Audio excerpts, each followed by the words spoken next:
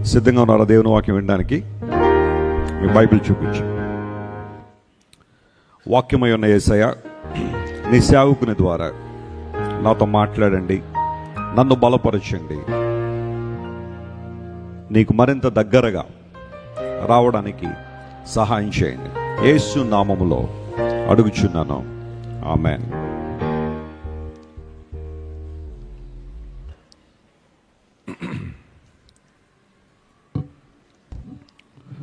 ఒకసారి ఒక ప్రాంతంలో ఒక సముద్రం ఉందట. సముద్రాన్ని యూజువల్గా మనం రెండు పదాలతో పిలుస్తుంటాం. ఒకటి సీ అని, రెండోది ఓషన్ అని. ఓషన్కి సీకి తేడా ఏంటి అంటే, చిన్నపిల్లలు చెప్తారు కదా, చదువుకునే చిన్న పిల్లలు. సీ అనేది కొంచెం ఎక్కువ బౌండరీలు కలిగిన దాన్ని సీ అంటారు, లేదా ఒక చిన్న సముద్రం అంటే దాన్ని sea. Mediterranean sea, black sea, red sea, Caspian sea, Asian sea, ఇలాంటివన్నీ కూడా సీ అంటారు. చుట్టూ కొన్ని దేశాలు, ప్రాంతాలు ఉంటాయి, సరిహద్దులు ఉంటాయి. ఓషన్ అంటే పెద్ద సముద్రం, ఇంక సరిహద్దులు కనబడవు అన్నమాట. మీరు ఎంత దూరం ప్రయాణం చేస్తూ ఉన్నా ప్రయాణం చేసుకోండి అన్నట్టుగా. అట్లాంటిక్ ఓషన్, పసిఫిక్ ఓషన్ కదా, ఇలాంటి ఓషన్ అండ్ సీ అనే దానికి చిన్న తేడా. రెండు తెలుగులో మనం సముద్రం అనే వాడుతుంటాం. ఒకసారి ఒక చిన్న పిల్లవాడు సముద్రం దగ్గర ఆడుకుంటూ ఉంటే తన చెప్పు సముద్రంలోకి వేశాడు. ఆ అలలు లోపల తీసుకెళ్తున్నాయి, ఆ చెప్పును మరల బయట తీసుకొస్తున్నాయి. That was a game. ఆడుతున్నాడు, కాసేపటికి ఆ చెప్పు లోపలికి వెళ్ళిపోయింది, మళ్ళీ కనబడలేదు. వెంటనే ఆ సముద్రాన్ని చూసి అన్నాడు, ఈ సముద్రం ఓ గొప్ప దొంగ, నా చెప్పును తీసుకుని వెళ్ళిపోయింది. This is not a good sea, ఈ సముద్రం మంచిది కాదు అని తన అభిప్రాయాన్ని వెల్లడి చేశాడు. ఈ సంఘటన జరిగిన కొంత దూరంలో ఒక జాలరి సముద్రంలోకి వల వేశాడు. ఆ వల వేయగానే దానిలో చాలా చేపలు పడ్డాయి. జాలర్లకి చేపలు ఎక్కువ పడితే చాలా ఆనందిస్తారు, సంతోషిస్తారు. And was so happy. అదే సముద్రం ఆ జాలరి వల వేయగానే ఆ వల నిండా చేపలు వచ్చేసరికి సముద్రాన్ని చూసి అన్నాడు, ఈ సముద్రం చాలా గొప్ప దాత, చాలా మంచి సముద్రం, ప్రతిరోజు నన్ను పోషిస్తూ ఉంటుంది, నాకు కావలసిన చేపలనిచ్చి అని సముద్రాన్ని పొగిడాడు. కొన్ని రోజుల తర్వాత అదే సముద్రంలో ఒక యవ్వనస్తుడు స్నానం చేయడానికి వెళ్ళాడు. అలా స్నానం చేస్తూ ఆ సముద్రం లోపల మునిగిపోయాడు, చచ్చిపోయాడు. ఆ కుమారుడు అంటే తన తల్లికి చాలా ఇష్టం. ఒక్క క్షణం కూడా ఆ బిడ్డను వదిలి ఉండలేదు. ఆ తల్లి సముద్రం దగ్గరికి వచ్చి గట్టిగా ఏడుస్తూ, ఓ సముద్రమా, నువ్వు నా కొడుకుని తీసుకుని వెళ్ళిపోయావు, నా కుమారుడిని చంపేశావు, you are not a good sea, నువ్వు మంచి సముద్రం కాదు, నువ్వు ఒక మహమ్మారివి, నువ్వు మంచిదనివి కాదని ఆ తల్లి తన యొక్క అభిప్రాయాన్ని వెల్లడి చేసింది. ఆమె అలా మాట్లాడుతూ ఉండగానే ఒక ఆయన ఆ సముద్రం లోపలికి ఒక స్టీమర్లో వెళ్ళి డైవ్ చేసి లోపల ముత్యాలు దొరికితే వాటిని బయటికి తెచ్చుకున్నాడు.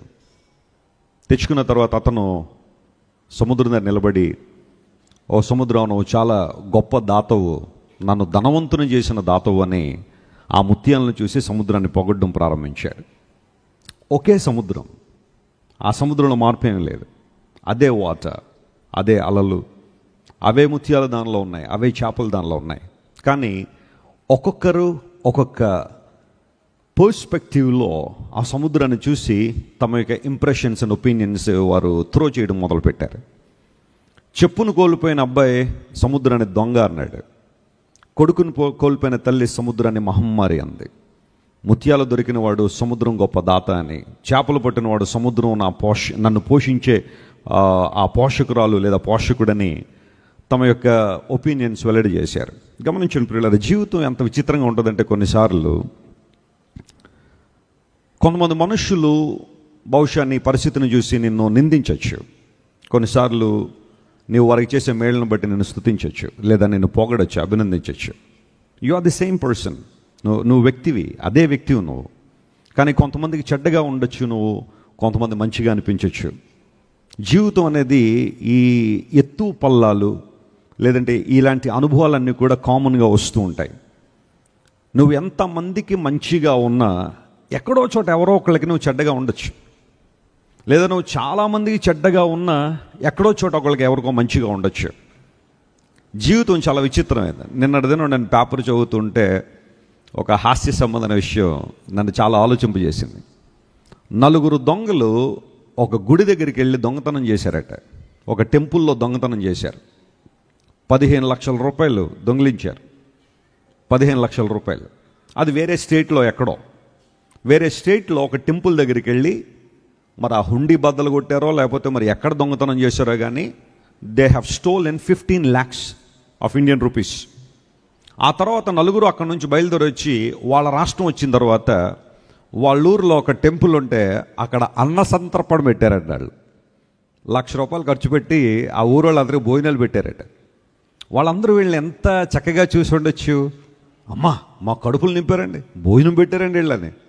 తీరా చూస్తే వాళ్ళు వేరే స్టేట్లో ఆ దొంగతనం చేసి తీసుకొచ్చిన డబ్బులు వాళ్ళు అన్న సంతర్పణ పెట్టి అనేక మందిని పోషించారు.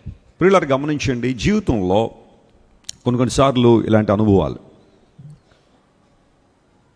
నీ మంచితనాన్ని బట్టి నిన్ను అభినందించేవాళ్ళు, పొగిడేవాళ్ళు కొంతమంది ఉండొచ్చు. అదే నిన్ను కొన్ని సందర్భాల్లో నీ నుండి ఏ ప్రయోజనం లేదన్నప్పుడు లేదా నీ నుండి ఏ లాభం వారికి లేదన్నప్పుడు అదే వ్యక్తులు బహుశా నిన్ను కొన్ని రోజుల తర్వాత నిందించవచ్చు, అవమానించవచ్చు. నీ అంత చెడ్డోళ్ళు భూమి మీద లేరనొచ్చు, పరిస్థితులు ఏదన్నా అయ్యి ఉండొచ్చు. కానీ క్రైస్తవ జీవితం ఎలా ఉండాలి అంటే, దేవుని బిడ్డలుగా మనం ఎలా ఉండాలంటే, మనుషులు నిందించారు కదా అని చెప్పి కురింగిపోవడానికి లేదు. పోనీ విపరీతంగా అభినందించారు కదా అని చెప్పి మూలక చెట్టు ఎక్కి ఏం చేయకూడదు, కూర్చోకూడదు. కొంతమంది ములక చెట్టు చిటారు కొమ్మ మీద కూర్చుంటారు. వీళ్ళు ఎవరైనా ఏదైనా ఒక మాట అనగానే ఏమైంది అంటే అక్కడ నుంచి ఒక రోజున డామ్మని కింద పడతారు. యేసుక్రీస్తు ప్రభు జీవితాన్ని మనం ఆలోచన చేస్తే చాలామంది ఆయన ఈ లోకంలో ఉన్నప్పుడు యేసుక్రీస్తు ప్రభువుని చాలా గొప్పగా కీర్తించారు, ఆయన మహింపరిచారు. They glorified him.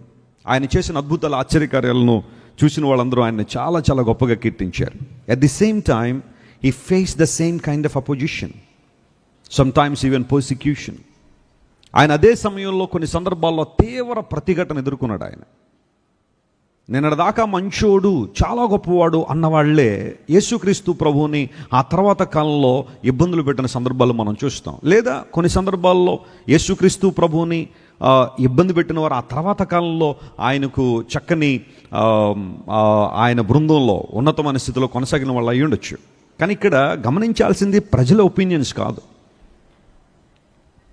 Never depend on the opinions of people, they may change. మనుషుల యొక్క ఉద్దేశాలు, వారి ఒపీనియన్స్ మారిపోవచ్చు. కానీ క్రైస్తవ జీవితం ఎలా ఉండాలంటే, ప్రజలు నిందించారు కదా అని చెప్పి కృంగిపోవడం, లేదా పొగిడేరు కదా అని చెప్పి మునగ చెట్టుకు కూర్చుంటే ఆ 2 విషయాల్లో కూడా ఇబ్బందులే వస్తాయి. ప్రతి క్రైస్తవునికి ఒక గురి ఉంది, ఒక లక్ష్యం ఉంది. అందును బట్టే పౌలు అంటాడు, మీ విశ్వాసానికి కర్త, దాన్ని కొనసాగించేవారు ఎవరు? యేసుక్రీస్తు. ఆయన వైపు చూడండి. అలా గనక ఆయన వైపు చూస్తే మీ ముందున్న పందెపు రంగంలో మీరు ఓపికతో ఏం చేస్తారు? పరిగెడతారు. Don't look to people always. ప్రజల వైపు చూసినంతకాలం బహుశా నిరుత్సాహం రావచ్చేమో, వ్యవస్థల వైపు చూసినంతకాలం కృంగుదల నీకు రావచ్చేమో, బంధువుల వైపు చూసినంతకాలం కొన్నిసార్లు నిరాశ నీకు రావచ్చేమో, ఎవరినో చూసి కంపేర్ చేసుకుంటూ నేను వాళ్ళలా లేనే, వాళ్ళలా ఉండలేకపోతున్నానే, వారి స్థాయి నాకు లేదే, వారి అంతస్తు నాకు లేదే అని మనుషులను చూసిన ప్రతిసారి ఏదో రకమైన డిప్రెషన్, యాంగ్జైటీ బహుశా నీలోనికి రావచ్చేమో. కానీ can I ask you one thing today?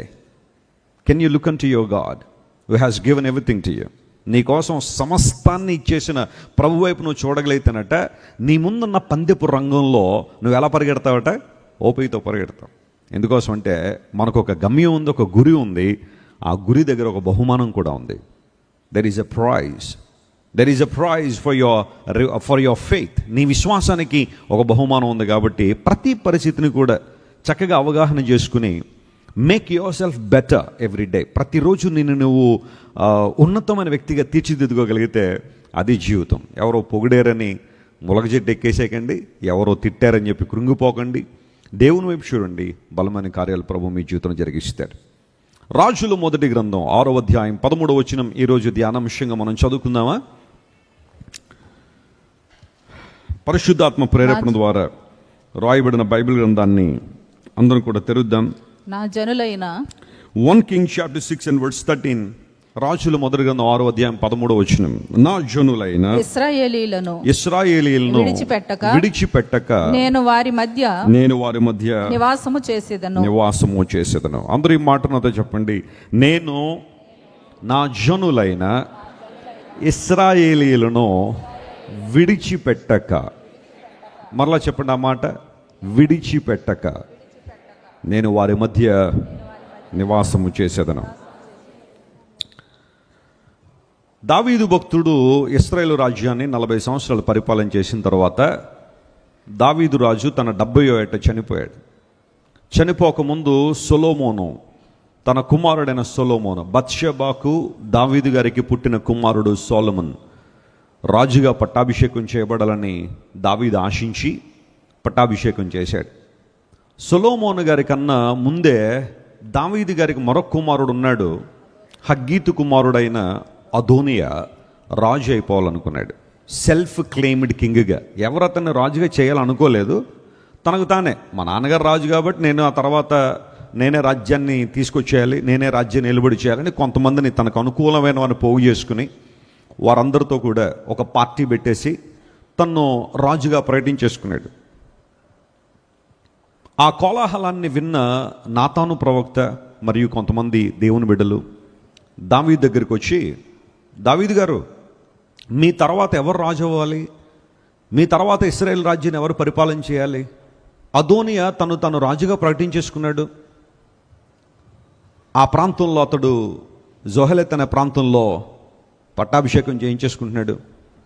ఏంటి సంగతి అని అడిగితే దావీదు అన్నాడు, no, there is no chance for him. I want Solomon to become the king after me. నా తర్వాత రాజుగా సొలొమోను ఉండాలా, సొలొమోను పరిపాలన చేయాలి. అప్పటికి సొలొమోన్ వయసు 20 సంవత్సరాలు, 20 years. అయినప్పటికీ పర్వాలేదు, సొలొమోనుకి దేవుడు తోడుంటాడు.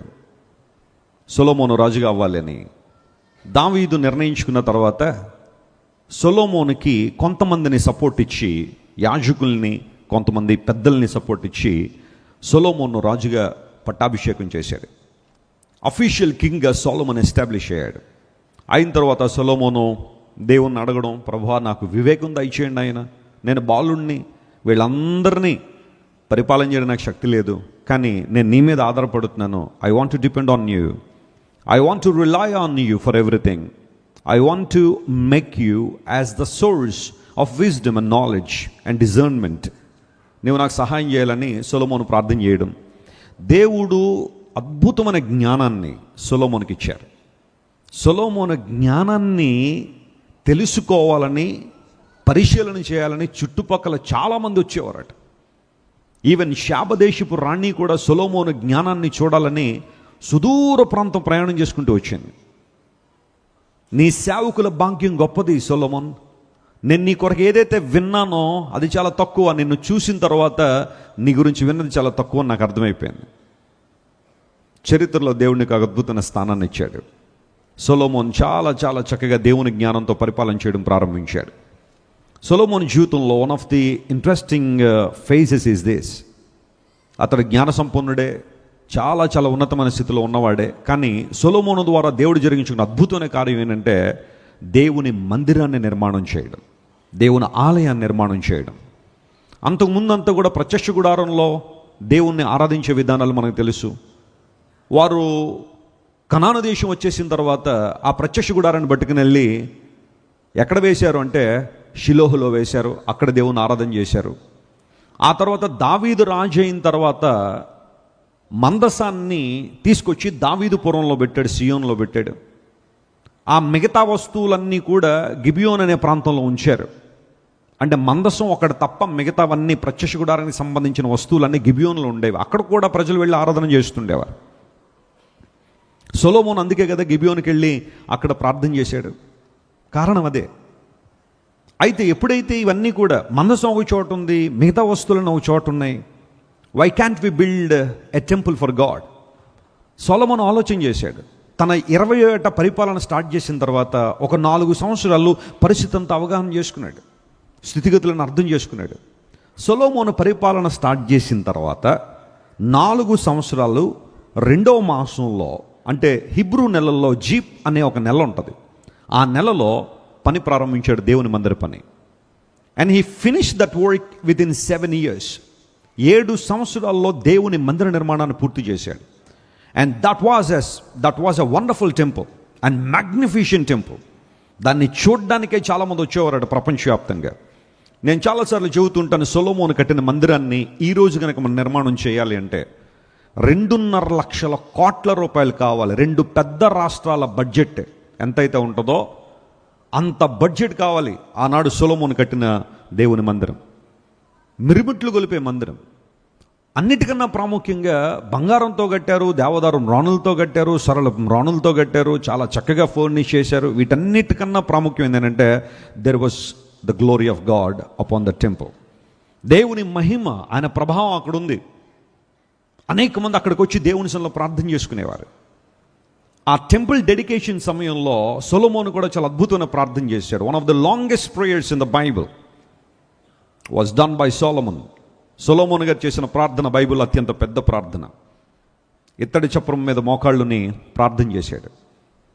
అయితే ఆ సందర్భంలో ప్రియులరా, దేవుని మందిర పని జరుగుతున్న ఆ సందర్భంలో దేవుడు సొలొమోనుతో మాట్లాడుతూ ఇలా అన్నాడు, సొలొమోన్, మీ నాన్నగారు ఎలాగైతే నన్ను అనుసరించి నడిచాడో, నీ తండ్రి ఎలాగైతే నన్ను అనుసరించి నడిచాడో, నీవు కూడా నన్ను అనుసరించి నడవగలిగితే, నా ఆజ్ఞలు నా కట్టడలు నువ్వు అనుసరించగలిగితే, నా నిబంధన నీతో స్థిరపరుస్తాను. మీ నాన్నగారికి ఇచ్చిన వాగ్దానం ఏదైతే ఉందో దాన్ని నేను ఎస్టాబ్లిష్ చేస్తాను నీ ద్వారా. అంత మాత్రమే కాకుండా, here is another good news. ఇశ్రాయేలు ప్రజలు నా ప్రజలు, they belong to me, they are mine. నేను వారిని విడిచిపెట్టక వారి మధ్య ఏం చేస్తాను, నేను నివాసం చేస్తాను. They don't lose me as long as they serve me, as long as they stand on my word. నా మాటల మీద వారు నిలబడినంతకాలం, నా ఆజ్ఞలు గైకున్నంతకాలం నేను వారిని విడిచిపెట్టక నేను వారి మధ్య ఏం చేస్తానో నివాసం చేస్తాను. What a wonderful promise it is. ఈ మాట వెనకాల ఉన్న చారిత్రక నేపథ్యాన్ని అంతా మీకు చెప్పాను. మన దేవుడు ఎలాంటి వాడంటే మనలను విడిచిపెట్టే దేవుడు కాదు. అనేక సందర్భాల్లో దేవుడు ఈ విషయాన్ని లేఖనాల్లో ప్రూవ్ చేశాడు. God will never leave you not forsake you. ఆయన నిన్ను విడువుడు ఎడబాయడని. జీవితంలో కొన్నిసార్లు ఒంటరితనాన్ని ఎదుర్కొంటున్నప్పుడు, లేదా ఎవరైనా నిన్ను విడిచి వెళ్ళినప్పుడు నీవు పడే బాధ చాలా భయంకరంగా ఉండుండొచ్చు. ఎవరితో చెప్పుకోలేని వేదన బహుశా నీ జీవితంలో ఉండొచ్చు. అయితే అలాంటి సందర్భంలో దేవుని వాగ్దానాలు ఎంత బలీయమైనవంటే, don't worry about anything and don't worry about anybody. I will never leave you. నేను నిన్ను విడిచిపెట్టలేదు. చాలాసార్లు మన దౌర్భాగ్య స్థితిని బట్టి దేవుడు మనల్ని వదిలేయాలి, విడిచిపెట్టేసేయాలి. కానీ దేవుడిచ్చిన వాగ్దానాన్ని బట్టి దేవుడు మనల్ని విడిచిపెట్టలేదు. ఆయన మనల్ని పట్టుకుని ఉన్నాడు. నాన్నగారు చక్కని మాట చెబుతూ ఉంటారు, పాత నిబంధనకు క్రొత్త నిబంధనకు తేడా ఏంటి అని చాలామంది అడుగుతూ ఉంటే చాలా తేడాలు మనం చెప్పొచ్చు. There are so many differences between old covenant and new covenant, maybe old testament and new testament. Old covenant అంతా ఏంటి అంటే నువ్వు దేవుణ్ణి పట్టుకోవడం. కొన్నిసార్లు దేవుణ్ణి పట్టుకున్నవారు లోకాకర్షణలకు లోనై లోక సంబంధమైన అనుభవాలు వచ్చినప్పుడు దేవుని వదిలేసి తమ ఇష్టానుసారం జీవించారు. కానీ నూతన నిబంధన యొక్క ప్రాముఖ్యత ఏంటో తెలుసా? It's not you holding God's hand, it is the Lord holding our hands. నూతన నిబంధన యొక్క ప్రాముఖ్యత ఏంటంటే మనము దేవుని చేతిని పట్టుకోవడం కాదు, కానీ ఆయనే మన చేతిని ఏం చేశారట, ఆయన పట్టుకున్నాడు. ఇది ఎంత అద్భుతమైన ప్రత్యక్షత అంటే, ఈ మాటను అర్థం చేసుకున్నప్పుడు నీ జీవితంలో విజయాన్ని సాధిస్తావు. నా దేవా నా దేవా నా చెయ్యెందుకు విడిచిపెట్టావు. సిలువలో యేసయ్య పలికిన మాటది, ఎలోహి ఎలోహి లమా సబక్తని. Why did you forsake me Lord? ఎందుకు తండ్రి అయిన దేవుడు క్రీస్తు ప్రభు చేతిని విడిచిపెట్టాల్సి వచ్చింది అంటే, ఆ సమయంలో ఆయన పాపి చేతిని ఏం చేశాడు? ఆయన పట్టుకున్నాడు. God was holding our hands. పాత నిబంధన అంతా మనం దేవుని పట్టుకోవడం అనే అంశం మీద ఆధారపడి ఉంటే, నూతన నిబంధన అంతా కూడా దేవుడు మనల్ని పట్టుకున్నాడు. That's nothing but grace. ఆయన ఇచ్చే కృప అదే. ఆయన ఇచ్చే కృప, సమాధానము, సమృద్ధి, బలాతిశయం అదే. నా జనులను, ఇశ్రాయేలీలను నేను విడిచిపెట్టక నేను వారి మధ్య ఏం చేస్తానో? నివాసం చేస్తాను. నేను ఈరోజు ఈ విషయం మీద కొంచెం ఫోకస్ చేయాలని ఆశపడుతున్నాను. చాలా జాగ్రత్త వినండి. పరిశుద్ధాత్మ దేవుడు మనతో మాట్లాడే మాటలు మనకు ప్రోత్సాహాన్ని మరియు ఆదరణ, ధైర్యాన్ని, ఆ తర్వాత నూతనమైన అనుభవాలను మనకిస్తాయి. లేఖనాల్లో మనం చూస్తే దేవుడు మనల్ని విడిచిపెట్టక ఏం చేస్తున్నాడు, ఆయన ఏం చేయాలని ఇష్టపడుతున్నాడు అని ఆలోచన చేస్తే కొన్ని ప్రాముఖ్యమైన విషయాలు నేను మీతో మాట్లాడాలని కోరుతున్నాను. న్యాయాధిపతుల గ్రంథం 6వ అధ్యాయంలో ఒక మాట నాకు కనబడింది. ఆ మాటను ఒకసారి పరిశీలించేద్దాం. న్యాయాధిపతుల గ్రంథం 6వ అధ్యాయం 13వ వచనం మనం చదివితే గిద్యోను, ఒక అద్భుతమైన మాట అక్కడ రాయబడింది. చదవండి. గిద్యోను చిత్తము నా ఏలినవాడా, యెహోవా మాకు తోడై ఉండిన ఎడల ఇదంతయు మాకేల సంభవించెను? ఇదంతా మాకు ఎందుకు సంభవించింది? యెహోవా ఐగుప్తులో నుండి మమ్మను రప్పించెను అని చెప్పుచు మా పితరులు మాకు వివరించిన ఆయన అద్భుత కార్యములన్నీ ఏమాయను? యెహోవా మమ్మను విడిచిపెట్టి మిద్యానీయుల చేతికి మమ్మను అప్పగించెనని. చెప్పండి, ఎవరి చేతికి అప్పచెప్పాడు మమ్మల్ని? ఇది గిద్యోను అభిప్రాయమా లేకపోతే దేవుని యొక్క చిత్తం అంటారా? ఇది ఖచ్చితంగా గిద్యోను అనుకుంటున్న అభిప్రాయం కదా. సరే, జాగ్రత్త వినండి. గిద్యోను ఒకరోజు వైన్ ప్రెస్ దగ్గర, అంటే ద్రాక్ష గానుగ దగ్గర గోధుమలను దుళ్ళగొడుతున్నాడు.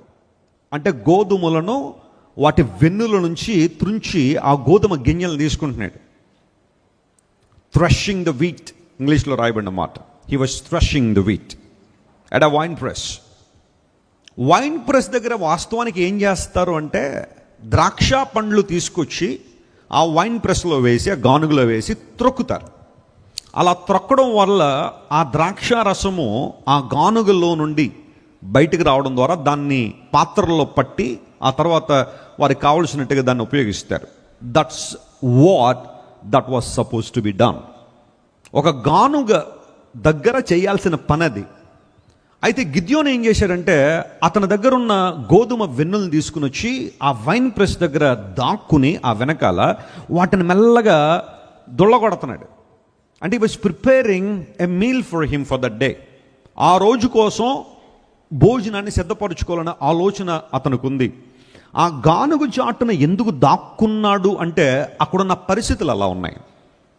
ఇజ్రాయిల్స్కి మిద్యానీయులు అనబడే శత్రువులు ఉన్నారు. వారు వాస్తవానికి బ్రదర్స్ లాంటి వాళ్ళే.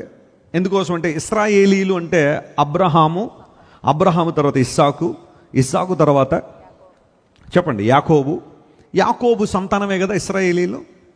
మిద్యానీయులు ఎవరు అంటే, అబ్రహాము శారమ్మ గారు చనిపోయిన తర్వాత మరొక ఆమెను పెళ్లి చేసుకున్నాడు. ఆమె పేరు కెతూరాకి 6 పిల్లలు కలిగారు. ఆ పిల్లల్లో ఒకడి పేరు మిద్యాను. అక్కడి నుండి వచ్చిన వాళ్ళు మిద్యానీయులు. అంటే తండ్రి ఒక్కడే, తల్లులు వేరు.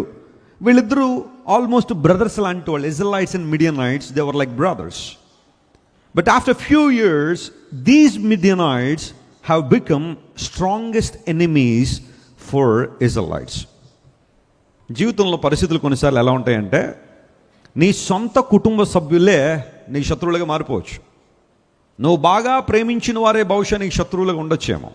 నువ్వు ఎవరినైతే బాగా నమ్ముతావో వారే నీకు శత్రువులుగా మారిపోతే ఆ తర్వాత ఉండే ఆ జీవితం చాలా కష్టంగా ఉంటుంది. That's what happened for Israel's. ఈ మిద్యానీయులు ఎలాంటి వాళ్ళు అంటే, వాళ్ళతో పాటుగా అమలకైట్స్ ఉన్నారు, ఇంకా కొంతమంది శత్రువులు ఉన్నారు. చూడండి, కొన్నిసార్లు నిన్ను ఓడించాలి అంటే, నిన్ను ఇబ్బంది పెట్టాలంటే, ఒకడి వల్ల కాలేదంటే ఒక గ్రూప్ తయారవుతారు. అలాగే ఇశ్రాయేలీలు అమలకైట్స్ సహాయం తీసుకున్నారు.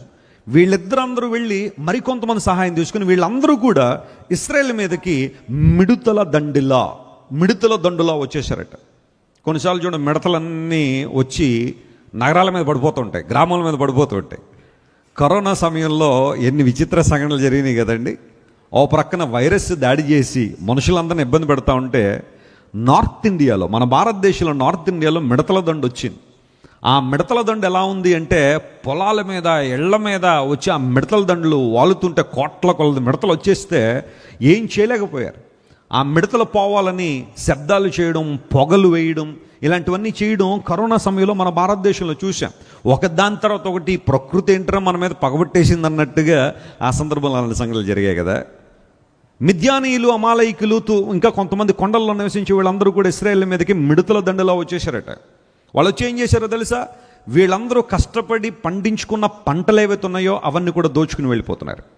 అవన్నీ కూడా తీసుకుని వెళ్ళిపోతుంటే there was nothing but grief in the life of Israelites.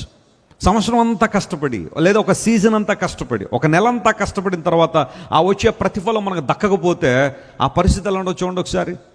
ఎవరైనా మీలో ఉద్యోగం చేసేవాళ్ళు నెలంతా కష్టపడి జీతం తీసుకుని, ఆ జీతం తీసుకుని ఇంటికి వెళ్తున్న దారిలో మధ్యలో ఎవరైనా మీ పర్సు కొట్టేశారనుకోండి, లేకపోతే మీ హ్యాండ్ బ్యాగ్ దొంగిలించేశారనుకోండి, అందులో ఆ నెలంతా కష్టపడిన శాలరీ ఉంటే మీకు ఎలా ఉంటుంది? చాలా బాధపడతారు, ఏడుస్తారు. అది ప్రతి నెలా జరుగుతుంది అనుకోండి, ఆ బాధ ఎలా ఉంటుంది? చాలా భయంకరంగా ఉంటుంది. That's what happening for many years for Israelites. వాళ్ళ జీవితాలు అలా అయిపోయినాడు, విసిగిపోయినాయట. ఏంటి బ్రతుకు, ఏంటి జీవితం? కష్టపడుతున్నాం, ప్రయాసపడుతున్నాం, కానీ తినలేకపోతున్నాం. ఎంతో ప్రయాసపడుతున్నాం, కానీ ఎందుకో జీవితంలో సంతృప్తి లేదు, నెమ్మది లేదు. వాయ్? ఇవన్నీ ఎందుకు జరిగాయి? ఏంటి సంగతి? ఆ సందర్భంలో దేవుడు ఓ ప్రవక్తను పంపించి ఒక మాట చెప్పాడు. ఈ దుస్థితి కారణం ఏంటి అంటే, మీరు నివసిస్తున్న కనానీయుల దేశంలో అమోరీయుల దేవతలు ఉన్నారు, వారిని మీరు ఆరాధించొద్దు నేను చెప్పాను, but still you worship it them. That is the reason for this grief. మీరు ఎదుర్కొంటున్న ఈ భయంకరమైన పరిస్థితికి కారణం అదే, అమోరీయులు. అమోరీయుల దేవతలు కొన్ని ఉండేవి బైబిల్లో. ఒక్కొక్కరికి ఒక్కొక్క డైటీ అంటారు కదా. మోయాబీయులు కొంతమందిని ఆరాధన చేసేవారు, మిద్యానీయులు కొంతమందిని ఆరాధన చేసేవారు, అమోరీయులు ఆరాధన చేసేవారు, అమ్మోనీయుల దేవతలు, ఫిలిస్తీన్ల దేవతలు, అమాలేకుల దేవతలు, ఇలాంటివన్నీ రకరకాలుగా ఒక్కొక్కళ్ళు తమకు నచ్చినట్టుగా, తమ కల్చర్కి తగ్గట్టుగా నిజ దేవుణ్ణి మరచి తమకు కావలసినట్టుగా మలుచుకున్న వారు చాలామంది ఉన్నారు కదా. ఆ సందర్భంలో అమోరీయులు అమ్మూరు అనే ఒక డైటీని ఆరాధన చేశారు. అమ్మూరు ఒక ఫర్టిలిటీకి, లేకపోతే సక్సెస్కి, ఫ్రూట్ఫుల్నెస్కి సాదృశ్యంగా అమ్మూరును ఆరాధన చేసేవారు. నాట్ ఓన్లీ అమ్మూరు, ఇంకా చాలా రకాలైన వాటిని చేసుకున్నాన్ని బట్టి ఈ దుస్థితి మీకు వచ్చింది. But don't worry about that thing. I'm the God of restoration. నేను సమకూర్చేవాడిని, పునరుద్ధరించేవాడిని. గిద్యోను ద్వారా దేవుడు తన ప్రజలకు విజయాన్ని ఇవ్వాలని ఆశించి, భయకంపితమైన వాతావరణంలో గిద్యోను ఉండగా దేవుని దూత కనబడి చెప్పిన మాట ఏంటో తెలుసా? ఓ మైటీ మ్యాన్ ఆఫ్ వాలర్, పరాక్రమగల బలాఢ్యుడ అనగానే గిద్యోను కొంచెం నవ్వుకుని, తనలో తాను నవ్వుకోవడాన్ని చక్లింగ్ అంటారు. బహుశా గిద్యోను చక్లి చేశాడు, తనలో తను నవ్వుకుని, నేనంట బలాఢ్యుడినంట, పరాక్రమశాలినంట అని తను తాను చూసుకుని ఏం చేసుకుని ఉంటాడు? నవ్వుకొని ఉంటాడు. కారణం ఏంటో తెలుసా? నేను నిజంగా పరాక్రమశాలిని అయ్యి ఉంటే, నేను నిజంగా బలాఢ్యుడిని అయ్యి ఉంటే నేను ఈ పని ఎందుకు చేస్తాను? ఈ గానుగ వెనకాల ఆ ఒక్కరోజు భోజనం కోసం గోధుమలను దొళ్ళగొట్టుకోవడానికి ఇంత ప్రయాస ఎందుకు పడతాను? నిజంగా నాలో అంత బలం ఉందా, అంత స్ట్రెంగ్త్ ఉందా? అప్పుడు దేవుడు మాట్లాడుతున్న మాట ఏంటో తెలుసా? Gideon, I know what you are thinking. నువ్వేం మాట్లాడుతున్నావో, ఏం అనుకున్నావో నాకు తెలుసు. నిన్ను బలాఢ్యుడని ఎందుకు పిలిచానో తెలుసా? దేవుడు నీకు తోడై ఉన్నాడు కాబట్టి. చప్పట్లు కొట్టి దేవుని నామమున పరచండి. Hallelujah. Why you are strong, why you are powerful, why you are fruitful in certain things, not because of your ability, not because of your strength, but because God is with you. దేవుడు నీతో ఉన్నాడు గనుక, ఆయన నీలో ఉన్నాడు గనుక, ఆయన నీ పట్ల ఒక ఉద్దేశం కలిగి ఉన్నాడు గనుక, ఆయన నీ పట్ల ఒక యోచన కలిగి ఉన్నాడు గనుక, ఆ యోచన, ఆ ఉద్దేశాన్ని దేవుడు సఫలం చేస్తాడు గనుక. Gideon, you are indeed a mighty man of valour. కొన్నిసార్లు మన పరిస్థితిని మనం చూసి జాలిపడుతుంటాం. మన స్థితిగతులు మనం చూసి, నేనేం చేయలేకపోతున్నాను, నా వల్ల ఏది కాదు, ఐఎమ్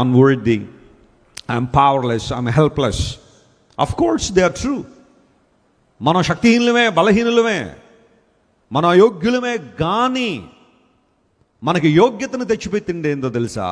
మనకు శక్తినిచ్చింది ఏంటో తెలుసా? మనకు బలాన్ని ఇచ్చిన వారు ఎవరో తెలుసా? దేవుని తోడు, ఆయన ప్రెజెన్స్, ఆయన మనతో ఉన్నాడు. కాబట్టి గిడియన్, గెట్ రెడీ, నీ ద్వారా ఒక అద్భుతం చేయాలని ఆశపడుతానంటే ఇప్పుడు గిద్యోను అడుగుతున్నాడు, ఏమైపోయినాయి దేవా? మా పితరులు మాకు కథలుగా చెప్పిన ఆ సంగతులను ఏమైపోయినాయి? ఐగుప్తులో నుండి వారు బయటికి రావడమే ఒక వింత కదా, ఒక విడ్డూరం కదా. నా చేతిలో నుండి ఏ ఒక్కరూ మిమ్మల్ని విడుదల చేయలేరని శపథం పూనిన ఫరో మెడలో ఉంచి బయట తీసుకొచ్చావు కదా. ఏమైపోయినాయి అద్భుతాలు? వారు బయటికి వచ్చిన దగ్గర నుండి అడుగడుగునా నువ్వు ఆశ్చర్యకార్యాలు కదా జరిగించావు వారి జీవితంలో.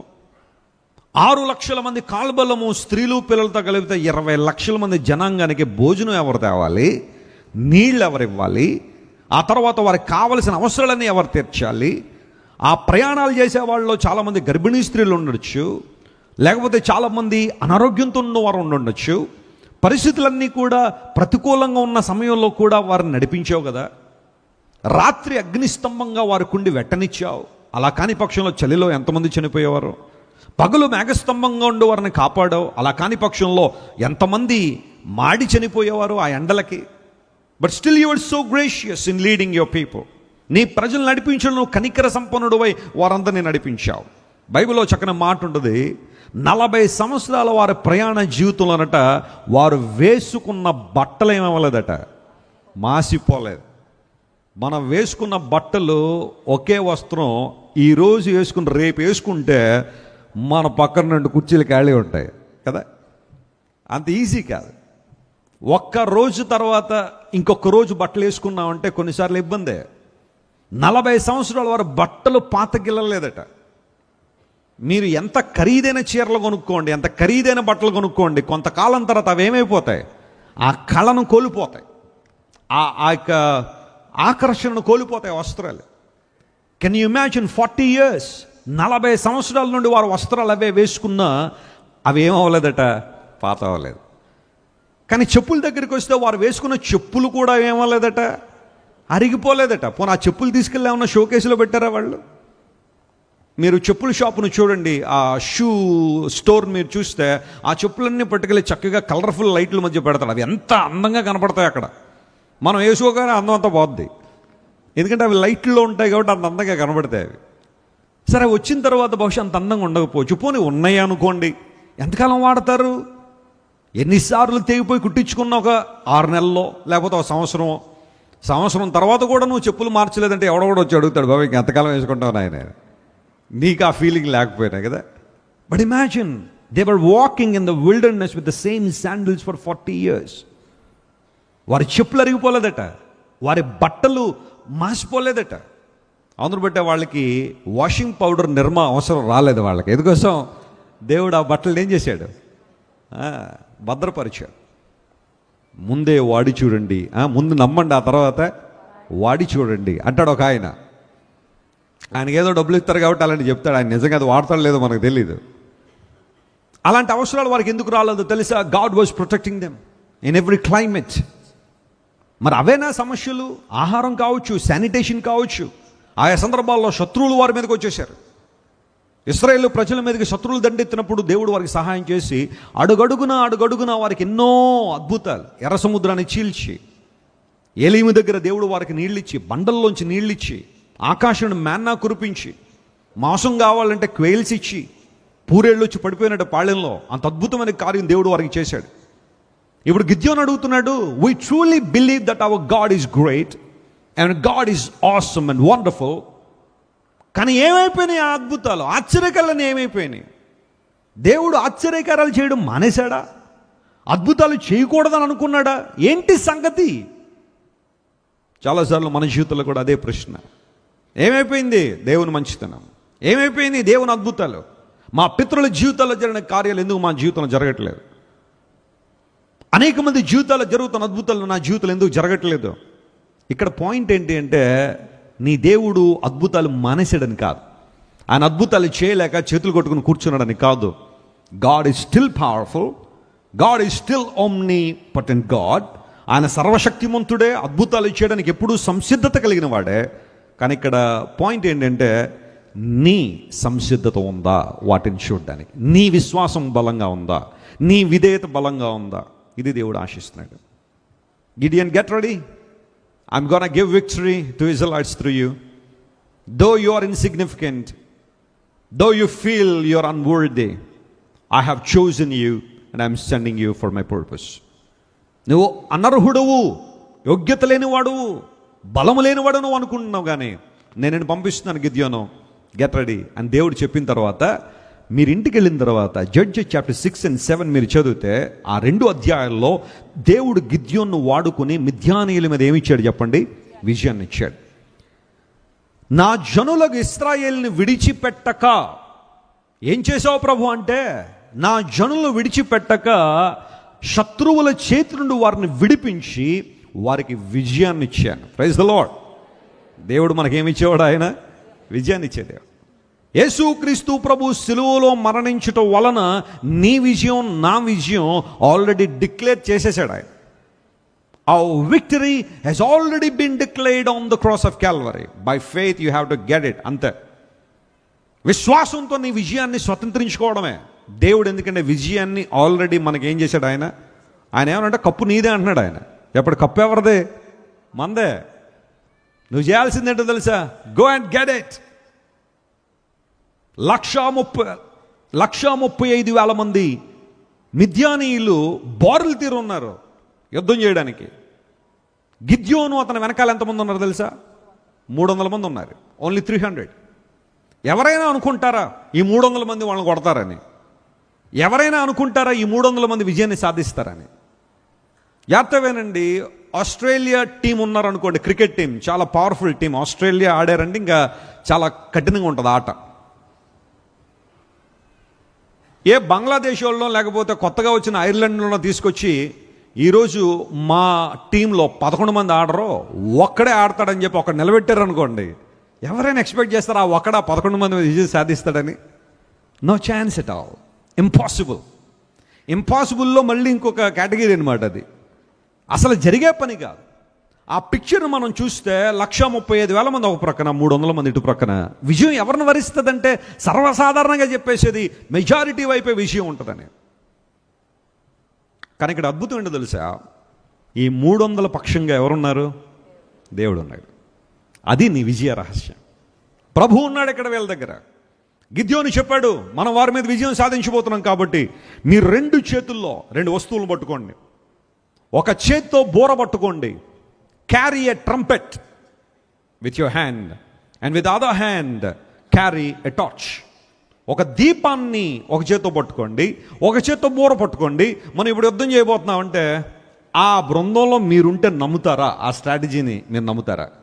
గిద్యోను ఏదో వాళ్ళు వచ్చి మా గోధుమలోనూ ఎవరో పట్టుకుపోతున్నారంటే ఇప్పుడు నువ్వు తీసుకొచ్చి చేతిలో బోరానో దీపం పెట్టి వాళ్ళ మీదకి వెళ్ళమంటే ఎక్కడ వెళ్ళమంటావు Gideon? What kind of strategy it is?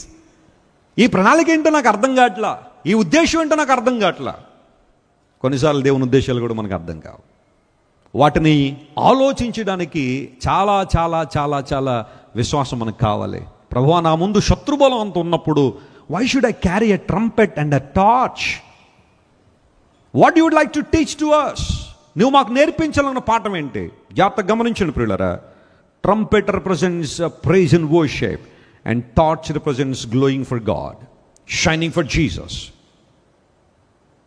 నీ చేతిలో ఉన్న బూర నువ్వు దేవుణ్ణి ఆరాధించే విధానానికి, నీ చేతిలో ఉన్న దీపం ఆయన కోసం ప్రజ్వలించే విధానానికి సాదృశ్యం అయితే, ఆ 2 నువ్వు చేయగలిగితే నీ ముందు శత్రువు ఎంత పెద్దోడైనా ఖచ్చితంగా నువ్వు విజయం సాధించవచ్చు. నమ్మిన వారు గట్టిగా చప్పట్లు కొట్టి ప్రభు నామమహిమపరచు.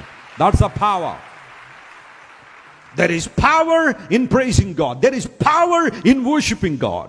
దేవుని ఆరాధించడంలో గొప్ప శక్తి ఉంది, నిగూఢమైన శక్తి దాగి ఉంది. ఎరికో ప్రాకారాలు కూలిపోవడానికి కూడా కారణం అదే. Just praise God and blow your trumpets, expecting God's miracles in your life.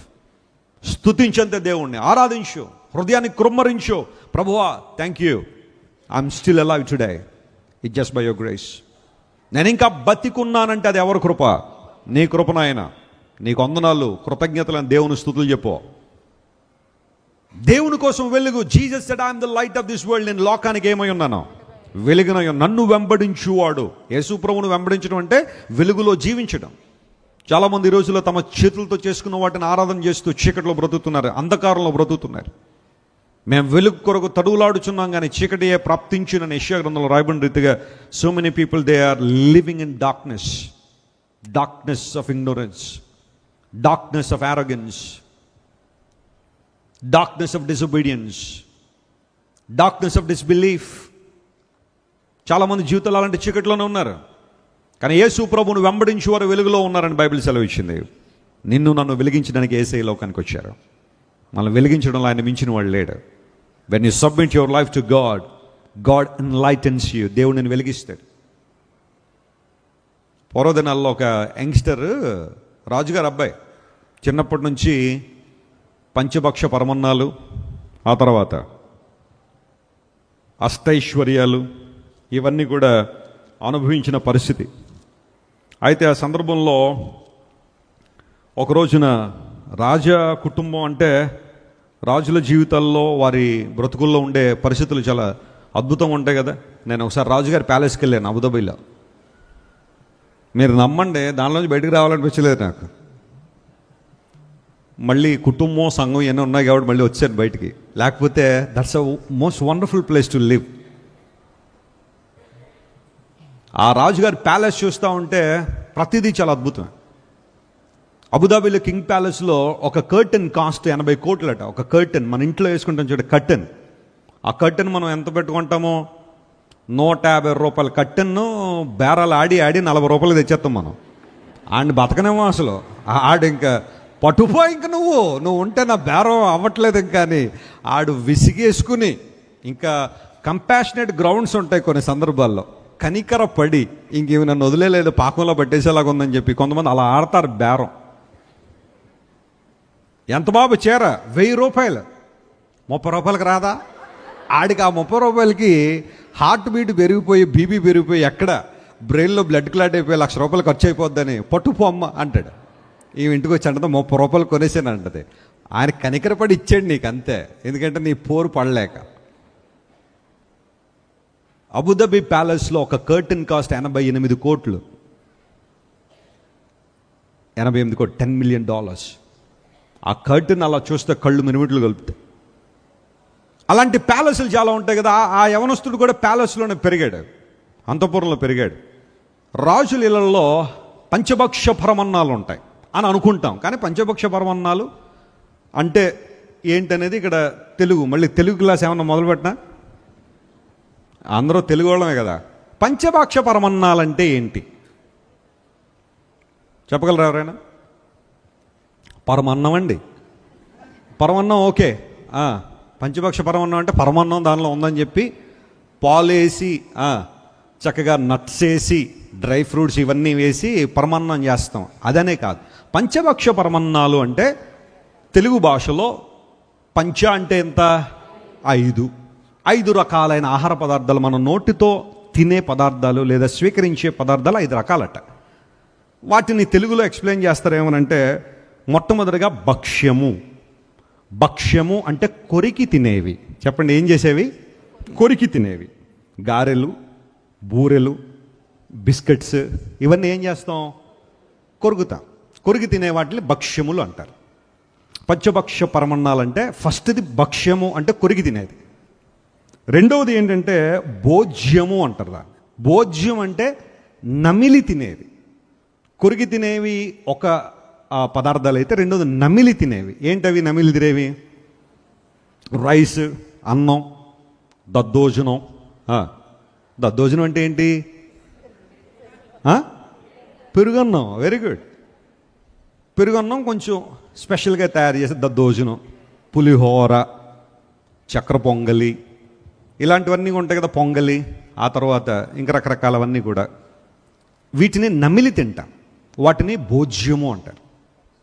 మూడవది ఏంటి అంటే చౌష్యము అంటారు. చౌష్యము అంటే జుర్రుకుని తినేవి.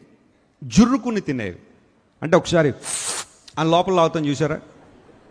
అంటే మీకు అర్థమని చెప్తున్నాను, మీరు కంగారు పడకండి. జురుకుని తినేవి ఏంటది?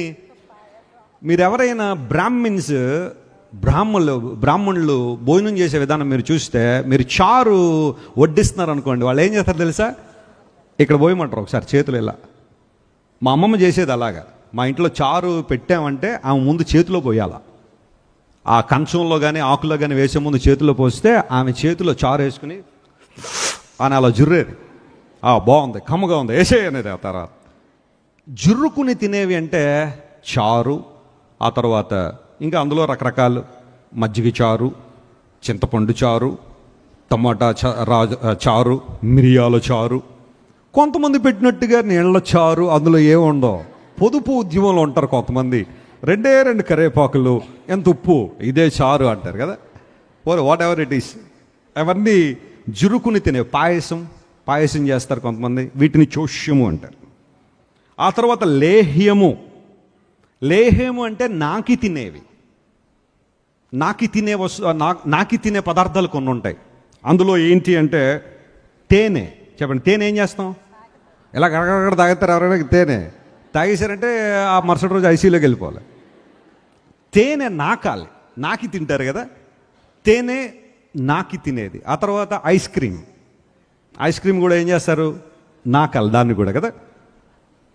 ఇవన్నీ కూడా లేహ్యము అంటారు. చివరిలో పానీయం అంటే ఇంకా ఇవన్నీ కూడా కాఫీ, టీ, ఆ తర్వాత వాటర్, ఇవన్నీ కూడా. బ్రాందీ, విస్కీ, రమ్ము, జిన్ అనకండి, అవి మనకు సంబంధించినవి కాదు. సో భక్ష్యము, భోజ్యము, చోష్యము, లేహ్యము, పానీయము, ఈ 5 కలిపి పంచభక్ష పరమన్నాలు అంటారు. అది దాని అర్థం. అంటే ఇప్పుడు పంచభక్ష పరమన్నాలంటే రాజులలోనే ఉంటాయి అనుకోకండి, అందరిళ్లలోనూ ఉంటాయి. ఏదో సందర్భంలో వాటిని మనం ఆరగిస్తూనే ఉంటాం. And that young man was living in a palace. Suffering అంటే ఏంటో తెలియదు, గ్రీఫ్ అంటే ఏంటో తెలియదు, వేదన అంటే ఏంటో తెలియదు, బాధ అంటే ఏంటో తెలియదు. కానీ ఒక రోజున యవన కాలంలోకి వచ్చిన తర్వాత he wanted to step out of that palace and wanted to see how people live. ప్రజలు అలా జీవిస్తారో, ఎలా ఉంటారో చూద్దాం అనుకున్నాడు. ప్యాలెస్ నుండి బయటకు వచ్చాడు. వచ్చి రాగానే 3 దృశ్యాలు అతనికి కనబడ్డాయి. అందులో మొట్టమొదటి దృశ్యం ఏంటి అంటే, జాగ్రత్తగా గమనించండి. ఆ మొట్టమొదటి దృశ్యము, ఒక వ్యక్తి రోడ్డు ప్రక్కన అనారోగ్యంతో పడి కొట్టుకుంటున్నాడు. రోగాల దాడి, ప్రతి దేహంలో అవయవాల్లో రోగం ఉంది, రుగ్మత ఉంది, బలహీనత ఉంది. ఏమైంది ఇతనికి? సార్ సిక్ అయిపోయి పడిపోయాడండి, అనారోగ్యం వచ్చిందండి, ఆ రోగం వచ్చింది, రుగ్మత వచ్చింది. అవునా? మనిషికి రోగాలు ఎందుకు వస్తాయి? ఆలోచన చేయడం మొదలుపెట్టాడు. ఇంకొంచెం ముందుకు వెళ్తే ఒక ముసలి ఆయన వంగి నడుస్తున్నాడు. ముసలి ప్రాయంలోకి వచ్చాడు. తిను చూస్తే చాలా యంగ్గా ఉన్నాడు, యవనంలో ఉన్నాడు. కానీ అతను చూస్తే నడుము వంగిపోయింది, ముసలి ప్రాయంలో ఉన్నాడు. What happen to him? అతనికి ఏమైంది? ముసలివాడు అయిపోయాడండి. ముసలితనం అంటే ఏంటి? పెరిగే కొలది, ఏజ్ పెరిగే కొలది కూడా, వయసు పెరిగే కొలది మనిషి ముసలితనాన్ని తీర్చుకుంటాడు. దానికి సైంటిఫిక్ రీజన్ ఆక్సిడేషన్ అని మనందరికీ తెలుసు. మనం ఆక్సిజన్ పీల్చుకుంటున్నామంటే, అమ్మో ఆక్సిజన్ చాలా మంచిదని పీల్చుకున్నాం అనుకుంటాం, కానీ అదే ఆక్సిజన్ మనల్ని ముసలి ప్రాయంలో నెట్టేస్తుంది. ద బాడీ ఆక్సిడేట్ అయిపోతున్నప్పుడు అలా రానున్న రోజుల్లో ముసలితనం వచ్చేస్తుంది కదా. అలాగే ముసలివాడు అయిపోయాడండి. చేతులు కాళ్ళు పనిచేయట్లేదు, నడుము వంగిపోయింది, తల జుట్టు ఊడిపోయింది, పళ్ళు ఊడిపోయినాయి, ముడతలు పడిపోయింది, దేహం అంతా కూడా, అందం అంతా పోయింది. వయసు పెరిగే కొలది ముసలితనం వచ్చేసింది. అవునా? ముసలితనం ఎందుకు వస్తుంది మనిషికి? Second question. ఇంకాస్త ముందుకెళ్ళేసరికి ఒక మృతదేహాన్ని కొంతమంది మోసుకుని వెళ్తున్నారు. చచ్చిపోయాడు ఒక ఆయన, మోసుకుని వెళ్ళిపోతున్నారు. మనిషి యొక్క కొన్నిసార్లు అనిపిస్తూ ఉంటుంది, అది నాది, ఇది నాదని చాలా పట్టుబట్టేస్తాం కొన్ని సందర్భాల్లో. ఏదైనా దొరకకపోతే వెలువెల్లాడిపోతాం కొన్ని సందర్భాల్లో. కానీ మనిషి జీవితం యొక్క ట్రాజెడీ ఎంత భయంకరమైందంటే, చనిపోయిన తర్వాత కనీసం మనం కూడా ఒక అంగుళం కూడా ఏం చేయలేని చెప్పండి, మనం జరుపుకోలేం. నేనున్నాను కాబట్టే ప్రపంచం ఇలా నడుస్తుంది అంటాడు ఒక్కొక్కడు. నేనున్నాను కాబట్టే ఇంత మేలు జరిగిపోతుంది అంటారు. కానీ చచ్చిపోయిన తర్వాత ఒక్క అంగుళం కూడా జరగలేవే నువ్వు. నిన్ను నలుగురు తీసుకెళ్ళి మళ్ళీ పాతి పెట్టాలి. ఆ దేహాన్ని కూడా ఎవడో మోసుకెళ్ళాలి, నీకు తెలియనోడు, పోనీ తెలిసినోడో తెలియనోడో ఎవరో తీసుకెళ్ళి పాతి పెట్టాల్సిన పరిస్థితి. మానవ జీవితం యొక్క ప్రాముఖ్యత కొన్నిసార్లు అర్థం కాక వేటి కోసం తాపత్రయం ఇలా ఆడిపోతుంటాం కొన్ని సందర్భాల్లో. అయితే ఆ వ్యక్తి ఆ ముసలితనాన్ని చూసిన తర్వాత, ఆ మృతదేహాన్ని చూసి అనుకున్నాడు, వాట్ ఈస్ డెత్? మరణం ఏంటి అసలు? మనిషికి ఎందుకు వస్తుంది మరణం? రోగాలు ఎందుకు వస్తాయి? ముసలితనం ఎందుకు వస్తుంది? మరణం ఎందుకు వస్తుంది? ఈ మూడు గురించి ఆలోచన చేసి వన్ ఫైన్ డే వాళ్ళ డాడీతో చెప్పాడు, daddy I don't want to stay in a palace, I want to go out. నేను బయటకు వెళ్ళిపోవాలనుకుంటున్నాను. I want to search for life. జీవితం అంటే ఏంటో తెలుసుకోవాలని ఆశపడుతున్నానని వెళ్ళి ఒక చెట్టు కింద కూర్చుని ఆలోచన చేయడం మొదలుపెట్టాడు. అలా ఆలోచన తర్వాత ఆయన అందరికీ ఏవో కొన్ని మంచి మాటలు చెప్పేవాడని అక్కడి నుంచి ఒక సిద్ధాంతం, ఒక మతాన్ని పుట్టించి ఆ మతాన్ని అవలంబించారు చాలామంది ఉన్నారు. It's nothing wrong to think about sickness and nothing wrong to think about old age and nothing wrong to think about death. కానీ బుద్ధిజంలో ఉన్న ఒక విషయం ఏంటి అంటే వాళ్ళు కేవలం ఈ భౌతిక జీవితం కొరకు మాత్రమే ఆలోచన చేస్తారు. Beyond that they don't want to focus.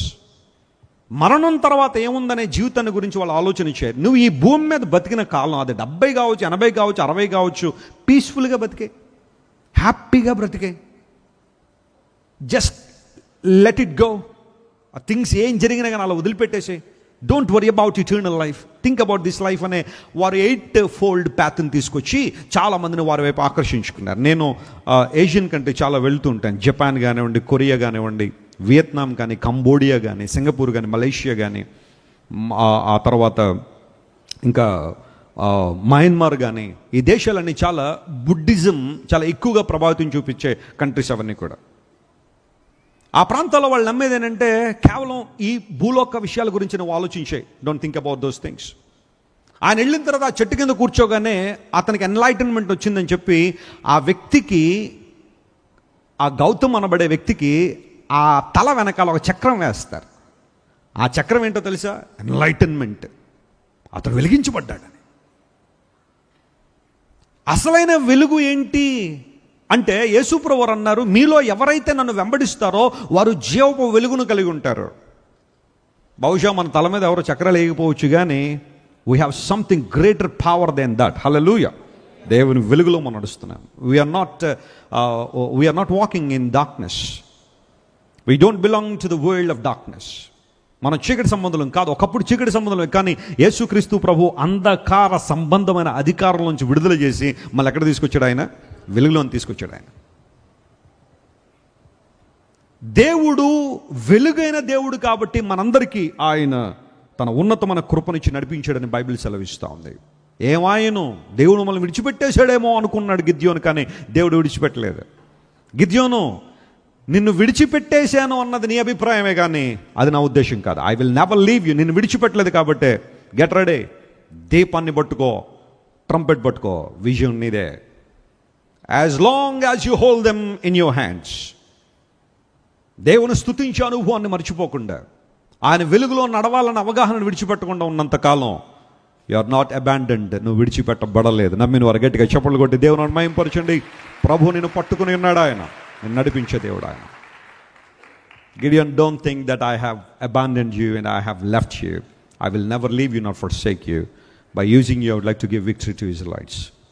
నీ ద్వారా ఇశ్రాయేలు విజయాన్ని ఇస్తానని వాగ్దానం చేసిన దేవుడు ఆ 300 మందితో మిద్యానీయులను తరిమి కొట్టి ఇశ్రాయేలుకి విజయాన్ని ఇస్తే ఆ తర్వాత కొంతకాలం వరకు ఇశ్రాయేలు నెమ్మదిని అనుభవించారు. Praise the lord.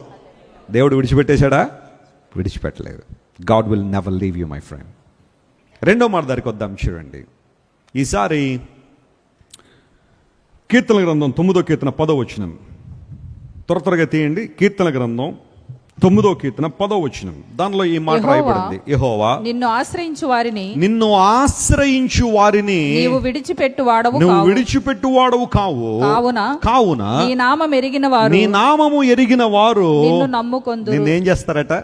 నమ్ముతారు. ఈ మాట నాతో చెప్పండి అందరూ కూడా. యెహోవా నిన్ను ఆశ్రయించు వారిని నీవు విడిచిపెట్టువాడవు కావు. హల్లెలూయా. ఎవరిని విడిచిపెట్టాడట దేవుడు? ఆయన ఆశ్రయించు వారిని. ఆశ్రయించడం అంటే అర్థం ఏంటో తెలుసా? కొన్ని ట్రాన్స్లేషన్లో ఇంగ్లీష్లో ఏం రాశారంటే ట్రస్టింగ్ గాడ్ అనే మాట వాడారు. అక్కడ దేవుణ్ణి నమ్మడం, ఆయన మీద ఆధారపడడం. దాని హిబ్రూ భాషలో ఏం రాశారు అంటే బాతాహ్ అనే పదం వాడారు. అక్కడ ట్రస్ట్ అన్న చోట బాతాహ్ అనే పదం వాడారు. దాని అర్థం ఏంటంటే రిలయింగ్ ఆన్ గాడ్, ఆయన మీద ఆధారపడిపోవడం. ఆయన మీద ఆధారపడు. ఒక వృద్ధాప్యులు ఉన్న వ్యక్తి ఒక కర్ర మీద ఎలా ఆధారపడతాడో, ప్రతి వ్యక్తి కూడా దేవుని మీద ఆధారపడే అనుభవం, ఆనుకునే అనుభవం. ఆనుకోవడం అనే విషయం మనందరికీ తెలుసు కదా. కొన్ని సందర్భాల్లో కొంతమంది దేవుని మందిరాలకు వచ్చే స్తంభాలకు ఏం చేస్తారు చెప్పండి? ఆనుకుంటారు. అలా దేహాన్ని అలా ఆనించేసి చెప్పండి వారి ప్రాజెక్ట్ వాళ్ళు స్టార్ట్ చేస్తారు. ఏంటది? నిద్రపోవడం. ఆనుకోవడం అంటే కొంతమందికి ఎంత ఇష్టమో. పెళ్ళైన కొత్తలో భార్యాభర్తలు ఉంటారు, వాళ్ళ నడకను ఎప్పుడైనా చూసారా మీరు? ఆనుకుని నడుస్తారు. 3 సంవత్సరాల తర్వాత వారి నడక ఎప్పుడైనా చూసారా? మానుకుని నడుస్తారు వాళ్ళు. ఆయనేమో అక్కడ ఉంటాడు, ఎక్కడ? లాలా చెరువులో. ఈమెమో క్వారీ మార్కెట్ దగ్గర ఉంటుంది.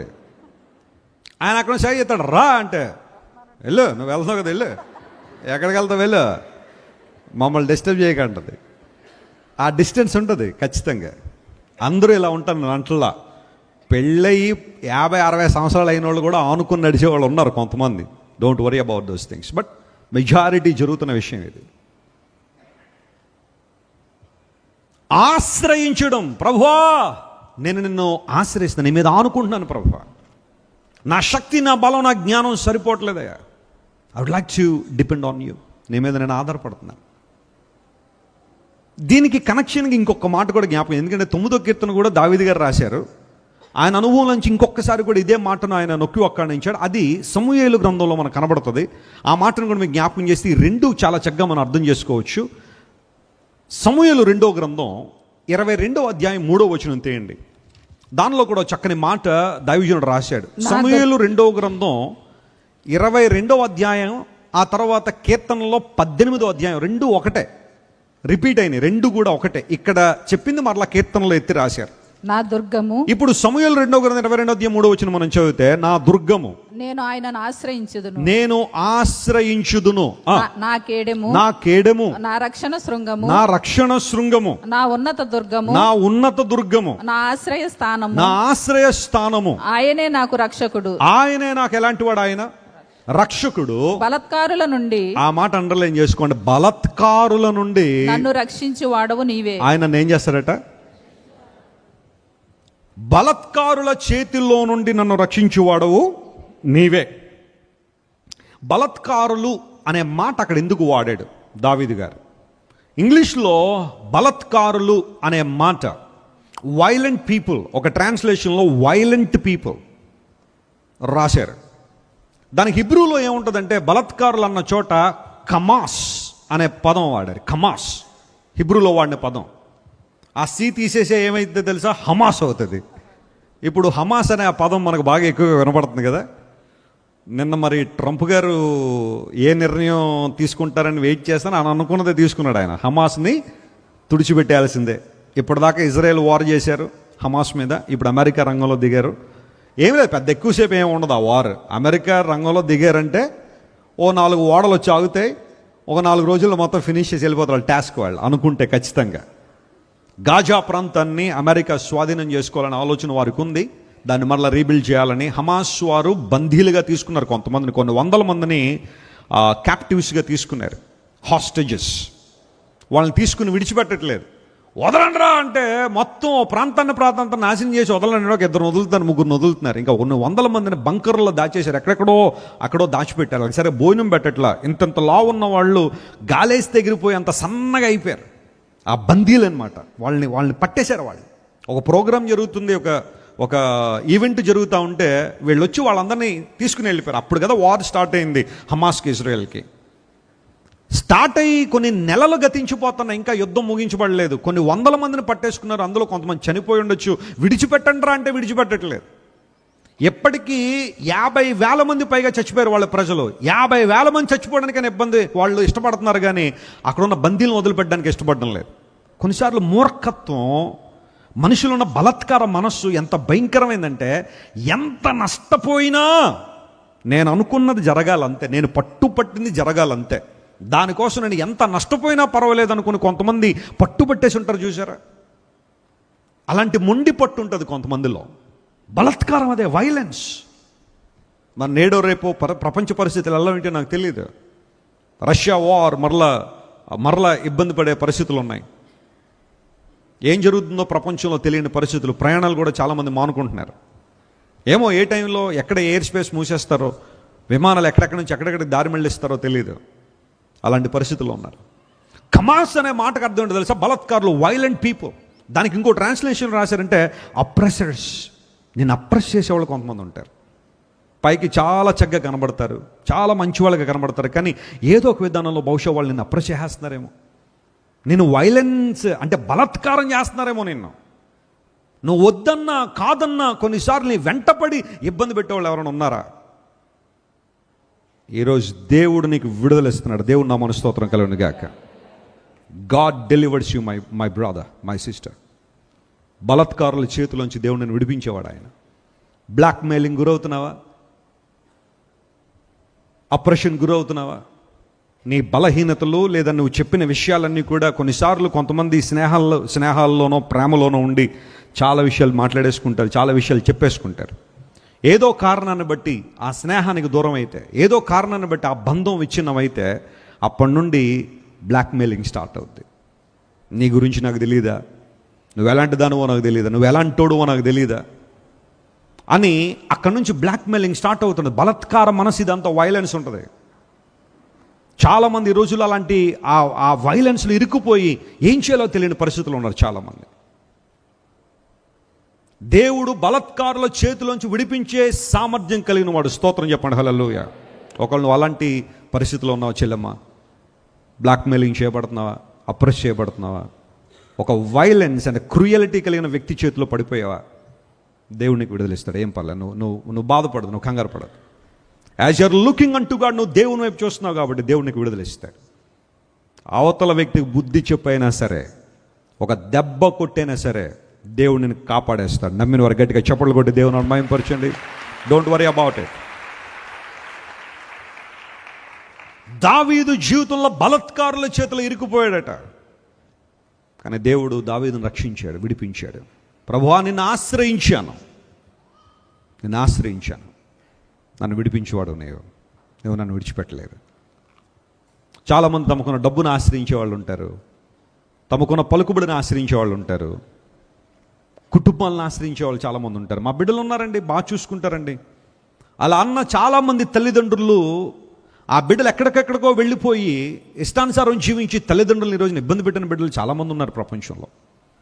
తల్లి తండ్రిని గౌరవించేవారు దీర్ఘాయుష్మంతులు అవుతారని బైబిల్లో ఉంది. కొన్నిసార్లు నీ పిల్లల మీద అపరిమితమైన నమ్మకాన్ని పెట్టేసుకున్నావా? బహుశా ఎప్పుడైనా వారు నీకు ఇబ్బంది కలిగి చేయొచ్చేమో. నీ భర్త మీద అపరిమితమైన నమ్మకాన్ని కలిగి ఉన్నావా? కొన్నిసార్లు అలాంటి వారు నేను విడిచిపెట్టి వెళ్ళిపోవచ్చేమో. అంటే నేను మామూలుగా విడిచిపెట్టేస్తారంటలా, ఏదో ఒక రోజు మరణం వారిని కబలిస్తే అది విడిచిపెట్టి వెళ్ళిపోవడమే కదా. జీవన సత్యం ఏంటంటే నువ్వు ఎవరినైతే అతి తీవ్రంగా ప్రేమిస్తావో అక్కడి నుంచి అతి తీవ్రమైన గాయాలు వస్తాయన్నాడు ఒక ఆయన.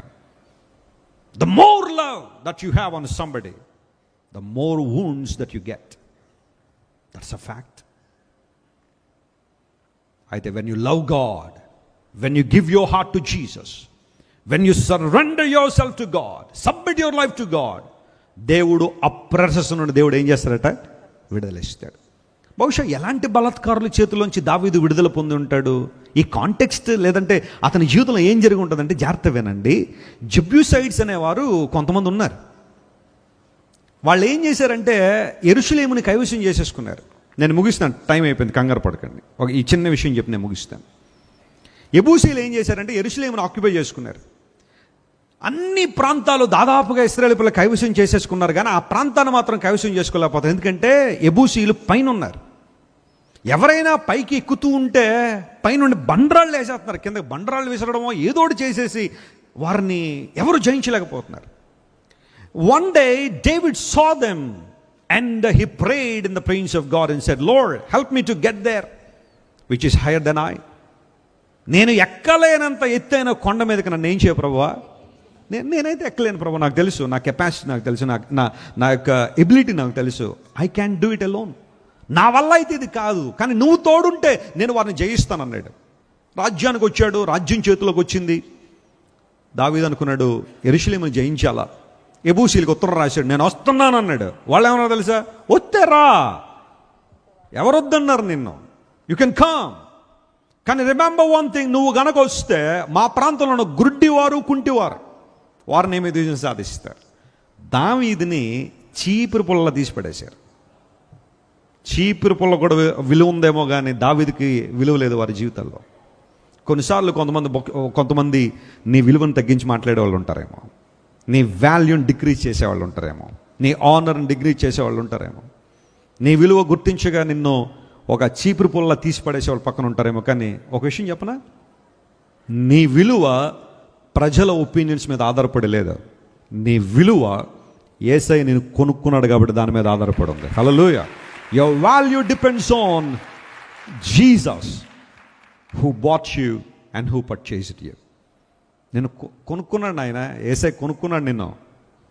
మనుషుల్ని విలువ తగ్గించి మాట్లాడారని కృంగిపోతున్నావా, బాధపడుతున్నావా, నిద్ర పడట్లేదా రాత్రులు నీకు? వాళ్ళు నన్ను ఎలా అన్నారు, వాళ్ళు నన్ను ఎలా ఇగ్నోర్ చేశారు, వారు నన్ను ఎలా పట్టించుకోలేదు, వారు నన్ను తక్కువ చేసి చూస్తున్నారని. Don't worry. కొన్నిసార్లు మనుషుల విధానం అలాగే ఉండొచ్చేమో వాళ్ళకున్న పరిస్థితులను బట్టి. But remember, your value depends on God. దేవుని మీద నీ విలువ ఆధారపడింది. You are so precious in the sight of God. నువ్వు దేవుని దృష్టిలో ఎప్పుడు విలువగలిగిన వాడు, ఎప్పుడు విలువగలిగిన. As long as you rely on God, you are so precious.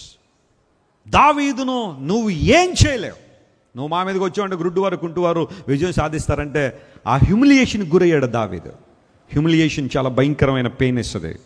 But still David looked an to God. దేవుని మీద వైపు చూశాడు. నా దుర్గము, నా రక్షణ శృంగము, నా శైలము, నా బలము ఆయనే. ఐ విల్ మూవ్ ఆన్, ముందుకెళ్తాను అనుకున్నాడు. యెబూసీలను ఏం చేశాడు చెప్పండి? వారిని జయించి సింహాసనాన్ని పట్టుకెళ్ళి ఎక్కడ పెట్టాడు? యెరూషలేములో పెట్టాడు. 7 సంవత్సరాలు హెబ్రోన్లో పరిపాలన చేసిన దావీదు 33 సంవత్సరాలు యెరూషలేములో సింహాసనాన్ని స్థాపించి అఖండమైన పరిపాలన చేశాడు. నమ్మిన వారు గట్టిగా చప్పట్లు కొట్టి దేవుని మహిమపరచండి. జెబ్యూసైడ్స్ అనే మాటకు అర్థం ఏంటో తెలుసా? అప్రెసర్స్ అని అర్థం. యెబూసీయులు అనే మాటకు బలత్కారులు అని అర్థం, అణిచివేయువారు అని అర్థం. ఏం అణిచివేస్తున్నాయి నిన్ను? కష్టాలు, దుఃఖాలు, నిందలు, అవమానాలు, ప్రజల ఒపీనియన్లు ఈరోజు నిన్ను అల్లుకుపోయి అణిచివేస్తున్నాయా? తెచ్చుకో, బలం తెచ్చుకో. Yes Lord, I want to depend on you Lord. Give me strength and power to move on. I would like to get victory over Jebusites. యెబూసీల మీద విజయం సాధించాలి. బలత్కారుల మీద విజయాన్ని ఇచ్చే దేవుడు. నిన్ను ఆశ్రయించాను ప్రభువా, నీవు నన్ను ఏం చేయలేదు, విడిచిపెట్టలేదు. 3వ మాట చెప్పి నేను ముగిస్తాను. యోహాను సువార్త 8వ అధ్యాయం 29వ వచనం మనం చదువుతున్నాం. John the Gospel chapter 8 and verse 29. నన్ను పంపినవాడు, the Bible says, నన్ను పంపినవాడు నాకు తోడై ఉన్నాడు. ఆయనకిష్టమైన కార్యము నేను ఎల్లప్పుడూ చేయుదును గనుక ఆయన నన్ను ఏం చేయలేదు, ఒంటరిగా విడిచిపెట్టలేదు. స్తోత్రం చెప్పండి, హల్లెలూయా. ఆయన నన్ను ఒంటరిగా ఏం చేయలేదు. ఇది యేసు ప్రభు చెబుతున్న మాట ఆయన పరిచర్యలో. యోహాను సువార్త 8వ అధ్యాయాన్ని మీరు చదివితే ఆ 8వ అధ్యాయంలో యేసు ప్రభు వారు అనేకమైన శ్రేష్టమైన సంగతులు బోధించారు. I'm the light of this world అనే ఆ మాట 8వ అధ్యాయంలో మనం చూస్తాం. ఆ తర్వాత మీరు చివరికి వచ్చేసరికి, అధ్యాయం చివరి దగ్గరికి వచ్చేసరికి నేను అబ్రహాము కంటే ముందున్నాను అన్నాడు. ఆయన ఇటర్నాలిటీని ఆయన క్లెయిమ్ చేసిన ఆ మాట కూడా అక్కడే ఉంది. నాలో పాపం ఉన్నదని మీలో ఎవరైనా స్థాపించగలరని, అది కూడా 8వ అధ్యాయంలో మనం చూసే మాట. సత్యం మిమ్మల్ని ఎలా మారుస్తుంది? స్వతంత్రులుగా చేస్తుంది. కుమారుడు స్వతంత్రుడిగా చేస్తే ఆ వ్యక్తి నిజంగా స్వతంత్రుడే. దేవుని స్తోత్రం చెప్పండి, హల్లెలూయా. ఇవన్నీ మాటలు మనం 8వ అధ్యాయంలో చూస్తాం. John chapter 8 is something incredible chapter. చాలా అద్భుతమైన అందులో 59 వచనాలు ఉంటాయి. ప్రతి వచనం కూడా బంగారు మాటే. యేసు ప్రభు పలికిన మాటలని దానిలో స్పష్టంగా మనం చూస్తున్నాం కదా. ఇక్కడ యేసు ప్రభు చెబుతున్న మాట ఏంటంటే, తీవ్ర ప్రతిఘటన ఎదురవుతున్నప్పుడు ఆయనను నమ్మని వారు యేసు ప్రభువుని రకరకాలుగా మాట్లాడేవాళ్ళు, ఆయన గురించి తక్కువగా మాట్లాడేవారు కావచ్చు, ఆయన దైవత్వాన్ని తక్కువగా చేసి మాట్లాడేవాళ్ళు అందరూ ఆయన చుట్టూ ఉన్నప్పుడు ప్రభువు చెప్పిన మాట ఏంటో తెలుసా? ఆయన నన్ను పంపాడు.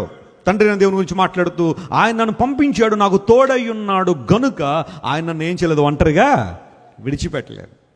మా తండ్రి గారు రాజమండ్రి పట్టణానికి ఒక్క సూట్ కేసుతో, అందులో 2 జతల బట్టలు బైబిల్తో అడుగుపెట్టారు రాజమండ్రిలో. ఇదే వాగ్దానం పట్టుకుని, నన్ను పంపినవాడు నాకు తోడై ఉన్నాడు కనుక నన్ను విడిచిపెట్టలేదు అనే వాగ్దానంతో మా తండ్రి గారు రాజమండ్రి వచ్చారు 2 జతల బట్టలతో. ఈరోజు పరిచర్యను దేవుడు ఎంత విస్తృత పరిచారు అంటే, ఇంతమందికి దీవెనకరంగా ఆశీర్వాదకరంగా చేశారంటే అది కేవలం దేవుని వాగ్దానం నెరవేర్పే కానీ మరొకటి కాదు. స్తోత్రం చెప్పండి, హల్లెలూయా. నాన్నగారి పరిచర్య ప్రారంభించి 45 సంవత్సరాల వ్యవధిలో, నేను ఆల్మోస్ట్ సేవలోనికి వచ్చాక 20 సంవత్సరాలు పరిచర్యలకు వచ్చిన తర్వాత, జీవితాంతం వీరు మాతో ఉంటారు అనుకున్న వాళ్ళు చాలామంది ఈరోజు మాతో లేరు. మమ్మల్ని విడిచిపెట్టి వెళ్ళిపోయారు. ఏవో కారణాలు ఏమన్నా అయి ఉండొచ్చు. There may be so many reasons. వారికి ఉన్న అసహనం కావచ్చు, లేకపోతే మరొకటి కారణం కావచ్చు. మాతో కడ వరకు ఉంటాను అనుకున్న వాళ్ళు చాలామంది లేరు. వీళ్ళు ఉండరు మాతో అనుకున్న వాళ్ళు కొనసాగుతుంటారు కొన్ని సందర్భాల్లో. చాలా విచిత్రమైన సంఘటనలు ఇవన్నీ. కానీ ఒక్కటి మాత్రం నిజం ప్రియులారా, మనుషులు ఉండొచ్చు, వెళ్ళిపోవచ్చు. కొంతమంది రావచ్చు, వెళ్ళిపోవచ్చు. కొంతమంది దేవుని మందిరానికి వస్తారు, ఎంత ఆనందంగా దేవుని మందిరానికి వస్తారు. వెస్లీ గారు చాలా చక్కని వాక్యం అండి, వాక్యంలో ఎదుగుతున్నామండి, వాక్యంలో కొనసాగుతున్నామండి అన్నవాళ్ళు కొంతకాలం తర్వాత దేవుని మందిరంలో కనబడక, అమ్మ ఎందుకు రావట్లేదంటే ఏవో కారణాలు, రకరకాల కారణాలు. పాస్టర్ గారు మాకు షేక్ హ్యాండ్ ఇవ్వలేదండి, వెస్లీ గారు మాకు షేక్ హ్యాండ్ ఇవ్వలేదండి, మమ్మల్ని చూడలేదండి. అసలు ప్రతిరోజు ఆరాధన అయిన తర్వాత ఇక్కడ నిలబడి అందరి కోసం ప్రార్థన చేస్తున్నాం. నీకు 5 నిమిషాలు వెయిట్ చేసే ఓపిక నీలో లేకపోతే, దేవుని సేవకులు మమ్మల్ని కలవట్లేదని నువ్వు బయటికి వెళ్ళి చెప్పడం వల్ల దానివల్ల ఏమైనా అర్థం ఉందా? అఫ్కోర్స్ బహుశా కొన్ని కుటుంబాలు మేము దర్శించలేకపోయాం. కొన్ని సందర్భాల్లో చాలామంది వచ్చాయా మా కుటుంబాన్ని దర్శించండి అంటే ఖచ్చితంగా దర్శిస్తున్నాం. మన చర్చిలో మెంబర్షిప్లు లాంటివి ఏమీ లేవు. కార్డులు పెట్టి, మెంబర్షిప్లు పెట్టి, బయట ట్యాపింగ్ పెట్టేసి అమ్మ వచ్చేవాళ్ళందరూ ట్యాప్ చేయండి అంటే అప్పుడు ఎవరు వస్తున్నారో ఎవరు రావట్లేదు మేము తెలుసుకోగలం. కానీ అలాంటి విధానాలు పెట్టాలని నాకు లేదు. చాలా ఈజీగా పెట్టచ్చు, ఎందుకంటే నా దగ్గర టెక్నికల్ టీం మామూలు టీం కాదు. చాలా ఈజీగా అలాంటివి పెట్టచ్చు. పెట్టమంటారా చెప్పండి, న్యూరా లింక్ వచ్చేస్తుంది త్వరలో, అందరికీ చిప్పులు పెట్టేయడమే తల్లో. ఎవరు మిస్ అవ్వరు, ఎవరు వస్తారో ఎవరు లేరో తెలియదు. కొన్నిసార్లు కొంతమంది గృహాలు మేము దర్శించలేకపోవచ్చు, కానీ at the time you can come and ask us. తండ్రి గారు రోజుకి తక్కువ లేని 4-5 గృహాలు దర్శించి ప్రార్థన చేస్తారు. మీరు ఎవరిని మేము ద్వేషించలేదు ఎప్పుడు కూడా. You're all God's people. మనందరం దేవుని బిడ్డలం. దేవుని వాక్యాన్ని ఉన్నట్టుగా మేము బోధించడం వలన మాకున్న పరిస్థితులు ఏమైనా సరే, కొన్నిసార్లు మా సంఘర్షణ ఏదైనా సరే, when I stand here, I preach the word as it is. దేవుని వాక్యాన్ని ఉన్నట్టుగా బోధించాల్సిందే. కొంతమంది ఆ వాక్యాన్ని విని నొచ్చుకుని ఉండొచ్చు, లేకపోతే రకరకాల అభిప్రాయాలు వెల్లడి చేసి ఉండొచ్చు. ఉంటారు అనుకున్న వాళ్ళు చాలామంది మా దగ్గర లేరు ఈరోజు. వీళ్ళు ఉండరు అనుకున్న వాళ్ళే ఆ తర్వాత కాలంలో మళ్ళా వచ్చి చాలా గట్టిగా దేవుని కోసం నిలబడిన వాళ్ళు ఉన్నారు. కానీ దేవుడు పరిచర్యను మాత్రం ఏం చేయలేదు చెప్పండి, విడిచిపెట్టలేదు. ఈరోజు క్రైస్ట్ వర్షిప్ సెంటర్లో మీరు ఎంతమంది వచ్చి కూర్చుంటున్నారంటే నాకు తెలుసు మీరు కొన్నిసార్లు ఎలాంటి ప్రతిఘటన ఎదుర్కొంటారో బయట. ఆ సంఘానికి ఎల్ఈడి స్క్రీన్ ఉంది కాబట్టి వెళ్ళిపోతున్నాం అని అన్నాడు ఒక ఆయనకి. మరి అలాంటి స్క్రీన్లు పాపం మీరు ఎప్పుడు చూడలేదు. మీరు క్రైస్ట్ వర్షిప్ సెంటర్ పెద్దది ఉంది, ఏసీ ఉంది కాబట్టి వెళ్ళిపోతున్నామని బహుశా నేను వెనకకు లాగే వాళ్ళు చాలామంది ఉంటారేమో. అమ్మ మన కులపోళ్ళందరికీ ఒక సంఘం ఉంది కదా, అక్కడికి ఎందుకమ్మా వెళ్ళడం అని వెనకకు లాగే వాళ్ళు కొంతమంది ఉండొచ్చేమో. లేదంటే వెస్లీ గారు ప్రసంగం చెప్పడానికి ఎంత డబ్బులు తీసుకుంటారట కదా, పేరు పెట్టాలంటే డబ్బులు తీసుకుంటారట కదా. అందుబట్టి ఈ మధ్యకాలంలో ఎవరైనా పేర్లు పెట్టి కృతజ్ఞత కానుకిచ్చిన వద్దంటున్నాను నేను. అమ్మ డబ్బాలు వేసి వెళ్ళిపోండి బయట. మళ్ళీ ఆ పేరు పెట్టినందుకు ఏదో డబ్బులు అడిగినట్టుగా కొంతమంది క్రియేట్ చేస్తున్నారు వాటిని బయట. క్రైస్ట్ వర్షిప్ సెంటర్లో అవసరాలు లేవని నన్ను అంటల్లా. మాకేదో పూర్వపు ఆస్తులను రకరకాల సహాయాలు దండిగా వచ్చేయడం ద్వారా సేవ చేయట్లేదు. మీలాంటి దేవుని బిడ్డలు గుప్పిలు తెరిస్తేనే ప్రభు పని జరుగుతుంది ఇక్కడ. అలా అని ఎప్పుడు కూడా ఎవరిని వ్యక్తిగతంగా మేము అడిగింది లేదు, లేదా ప్రసంగానికి ఎంత ఇవ్వండి అని డిమాండ్ చేసింది లేదు. ఎవరో పుట్టిస్తారు ఎక్కడో పుకార్లు, వాటిని నమ్మేసి నువ్వు దేవుని దూరం అయిపోతున్నావు, సంఘానికి దూరం అయిపోతున్నావు. నేనేమనాలా? దేవుడు విడిచిపెట్టడు, నన్ను పంపినవాడు నాకు తోడై ఉన్నాడు కాబట్టి ఆయన నన్ను విడిచిపెట్టలేదు. ఈ రోజుకి అదే పరిస్థితి. బహుశా కొన్ని సంవత్సరాల తర్వాత మీలో ఎంతమంది ఇక్కడ ఉంటారో, లేదా ఎంతమంది ట్రాన్స్ఫర్లు అయిపోతారో, ఎంతమంది ఎవరెవరో మాటలు విని ఎంతమంది దూరం అయిపోతారో నాకు తెలియదు. బట్ స్టిల్ ఇక్కడ మాత్రం సేవ కొనసాగుతూనే ఉంటుంది, పరిచర్య కొనసాగుతూనే ఉంటుంది. కరోనా సమయంలో ఎవ్వరు మందిరానికి రాకూడదని ప్రభుత్వాలు చెబితే మందిరంలో ఒక్క ఆదివారం కూడా ఆరాధన ఆగల. ఇదే పులిపెట్టి నిలబడి దేవుని వాక్యం చెప్పాను. ఎవ్వరు లేరు, మీరందరూ ఉన్నట్టుగానే భావించి, అందరూ ఆన్లైన్లో ఎక్కడెక్కడో కనెక్ట్ అవ్వడం, మీరు అందరూ దేవుని మందిరంలో ఉన్నట్టుగానే. I could see the move of God at the church while I am preaching. దేవుని వాక్యం ఎవ్వరు లేకపోయినా నేను ఆ సోఫాలో బ్లెస్సీ గారు, అక్కడేమో టెక్నికల్ టీం, లాక్డౌన్ టైం అంతా ఇక్కడి నుంచే పరిచర్య ప్రారంభించాం. అనేక మందికి రీచ్ అవ్వగలిగాం. ఆగదు. దేవుని సేవ ఆగదు. దేవుని సేవ ఆగదు. ప్రభు పరిచర్య ఆగదు. ఇది దేవుడు ఏర్పాటు చేసిన ప్రాంతం. ఎవరున్నా లేకపోయినా, ఐఎమ్ టెల్లింగ్ యు అగైన్, ఎవరున్నా లేకపోయినా ఇక్కడ ప్రభు పరిచర్య జరుగుతూనే ఉంటుంది. యేసయ్య వచ్చేంత వరకు జరుగుతూనే ఉంటుంది. హల్లెలూయా.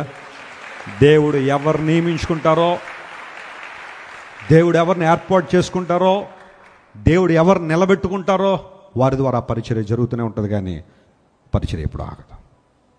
ఆయన నన్ను పంపించాడు కనుక, నాకు తోడై ఉన్నాడు కనుక నేను ఎప్పుడు ఒంటరివాడిని కా.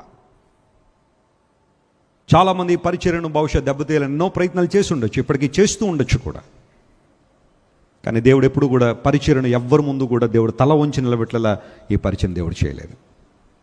దేవుని వాక్యం నూనెగా బోధిస్తున్నాం. మీరు ఎప్పుడైనా పరిచర్యలో, మన సంఘంలో వేరే వాటికి చోటు లేదు. వాక్యం, స్తుతి, ఆరాధన, పాటలు, ప్రార్థన, that's it. Leave this place and go.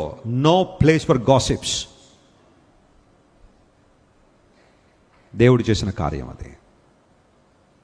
ఈరోజు బహుశా నీ పరిస్థితులను బట్టి, నీ నిర్మోహమాటాన్ని బట్టి, నీ యథార్థతను బట్టి, నీ నిజాయితీని బట్టి చాలామంది నిన్ను వదిలేసి వెళ్ళిపోయారేమో. బాధపడు, కంగారు పడు.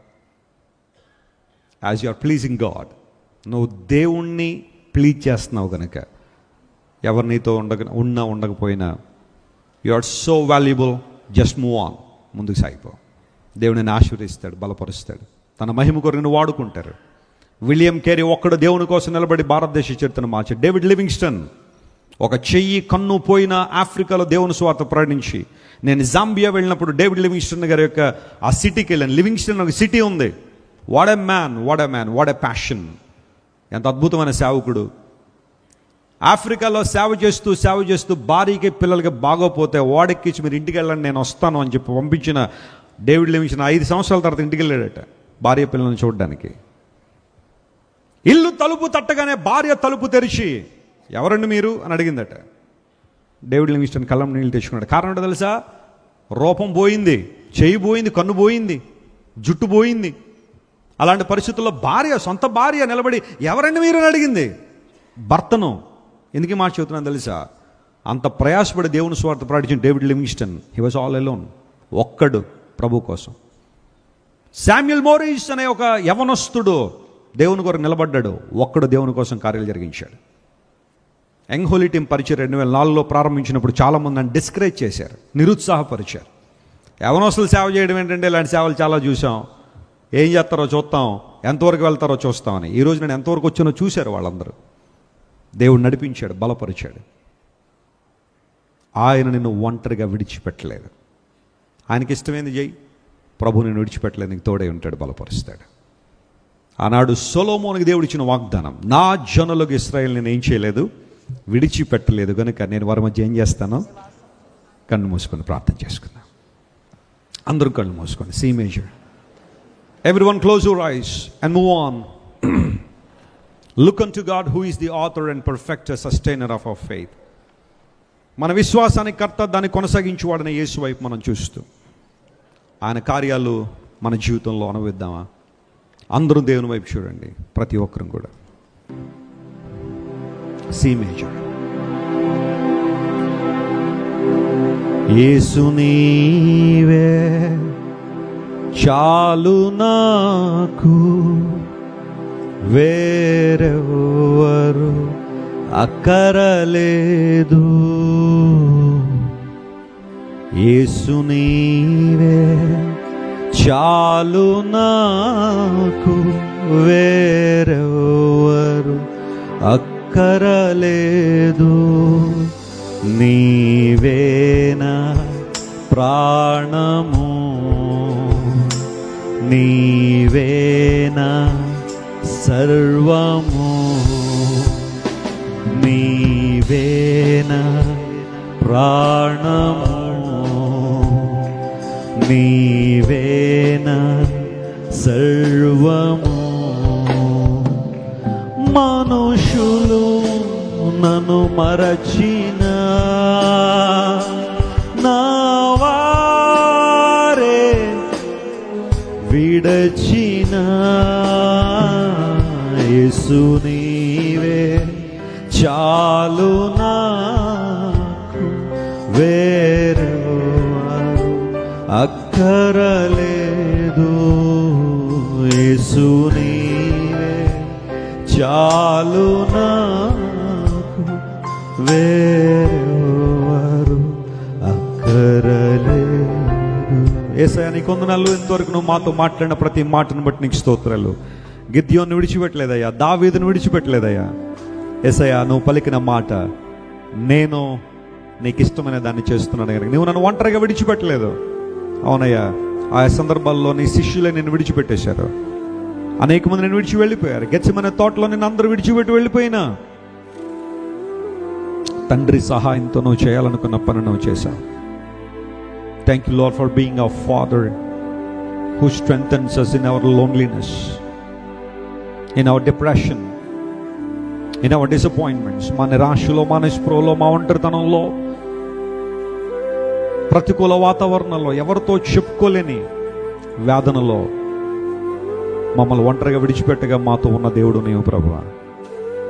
Thank you Lord for being so good even though we are not good enough to glorify your name. నీ మంచితనాన్ని బట్టి నీకు స్తోత్రాలు చెల్లిస్తూ, ఈ వాక్యాన్ని బట్టి ప్రతి ఒక్కరిని మీరు బలపరిచి నడిపించి, నేను ఆశ్రయించువారు బలత్కారుల చేతులను విడుదల పొందుతారని వాక్యం రాయబడినది. ఎవరెవరైతే వైలెంట్ పీపుల్ చేతిలో పడ్డారో, బలత్కారుల చేతిలో పడి నలిగిపోయారో, అణగద్రొక్కబడ్డారో ప్రభువా, అప్రషణకు గురయ్యారో, యేసు నామములో వారికి విడుదల కలుగును గాక. హల్లెలూయా. బలపరిచి నడిపించండి. నీ ప్రేమ వర్ణనాతీతం ప్రభువా. నీ ప్రేమ మనుషుల ప్రేమ లాంటిది కాదయ్యా. ఎన్నడూ విడిచిపోని, ఎన్నడూ వీడిపోని, మరచిపోని ఎడబాయిని ప్రేమ నీది కనుక నీకు స్తోత్రాలు. ఆ ప్రేమను బట్టి నీకు ప్రాణమిల్లి కృతజ్ఞతలు తెలియజేస్తూ యేసు నామం పేరట అడిగి వేడుకొనిచున్నాము తండ్రి. ఆమేన్.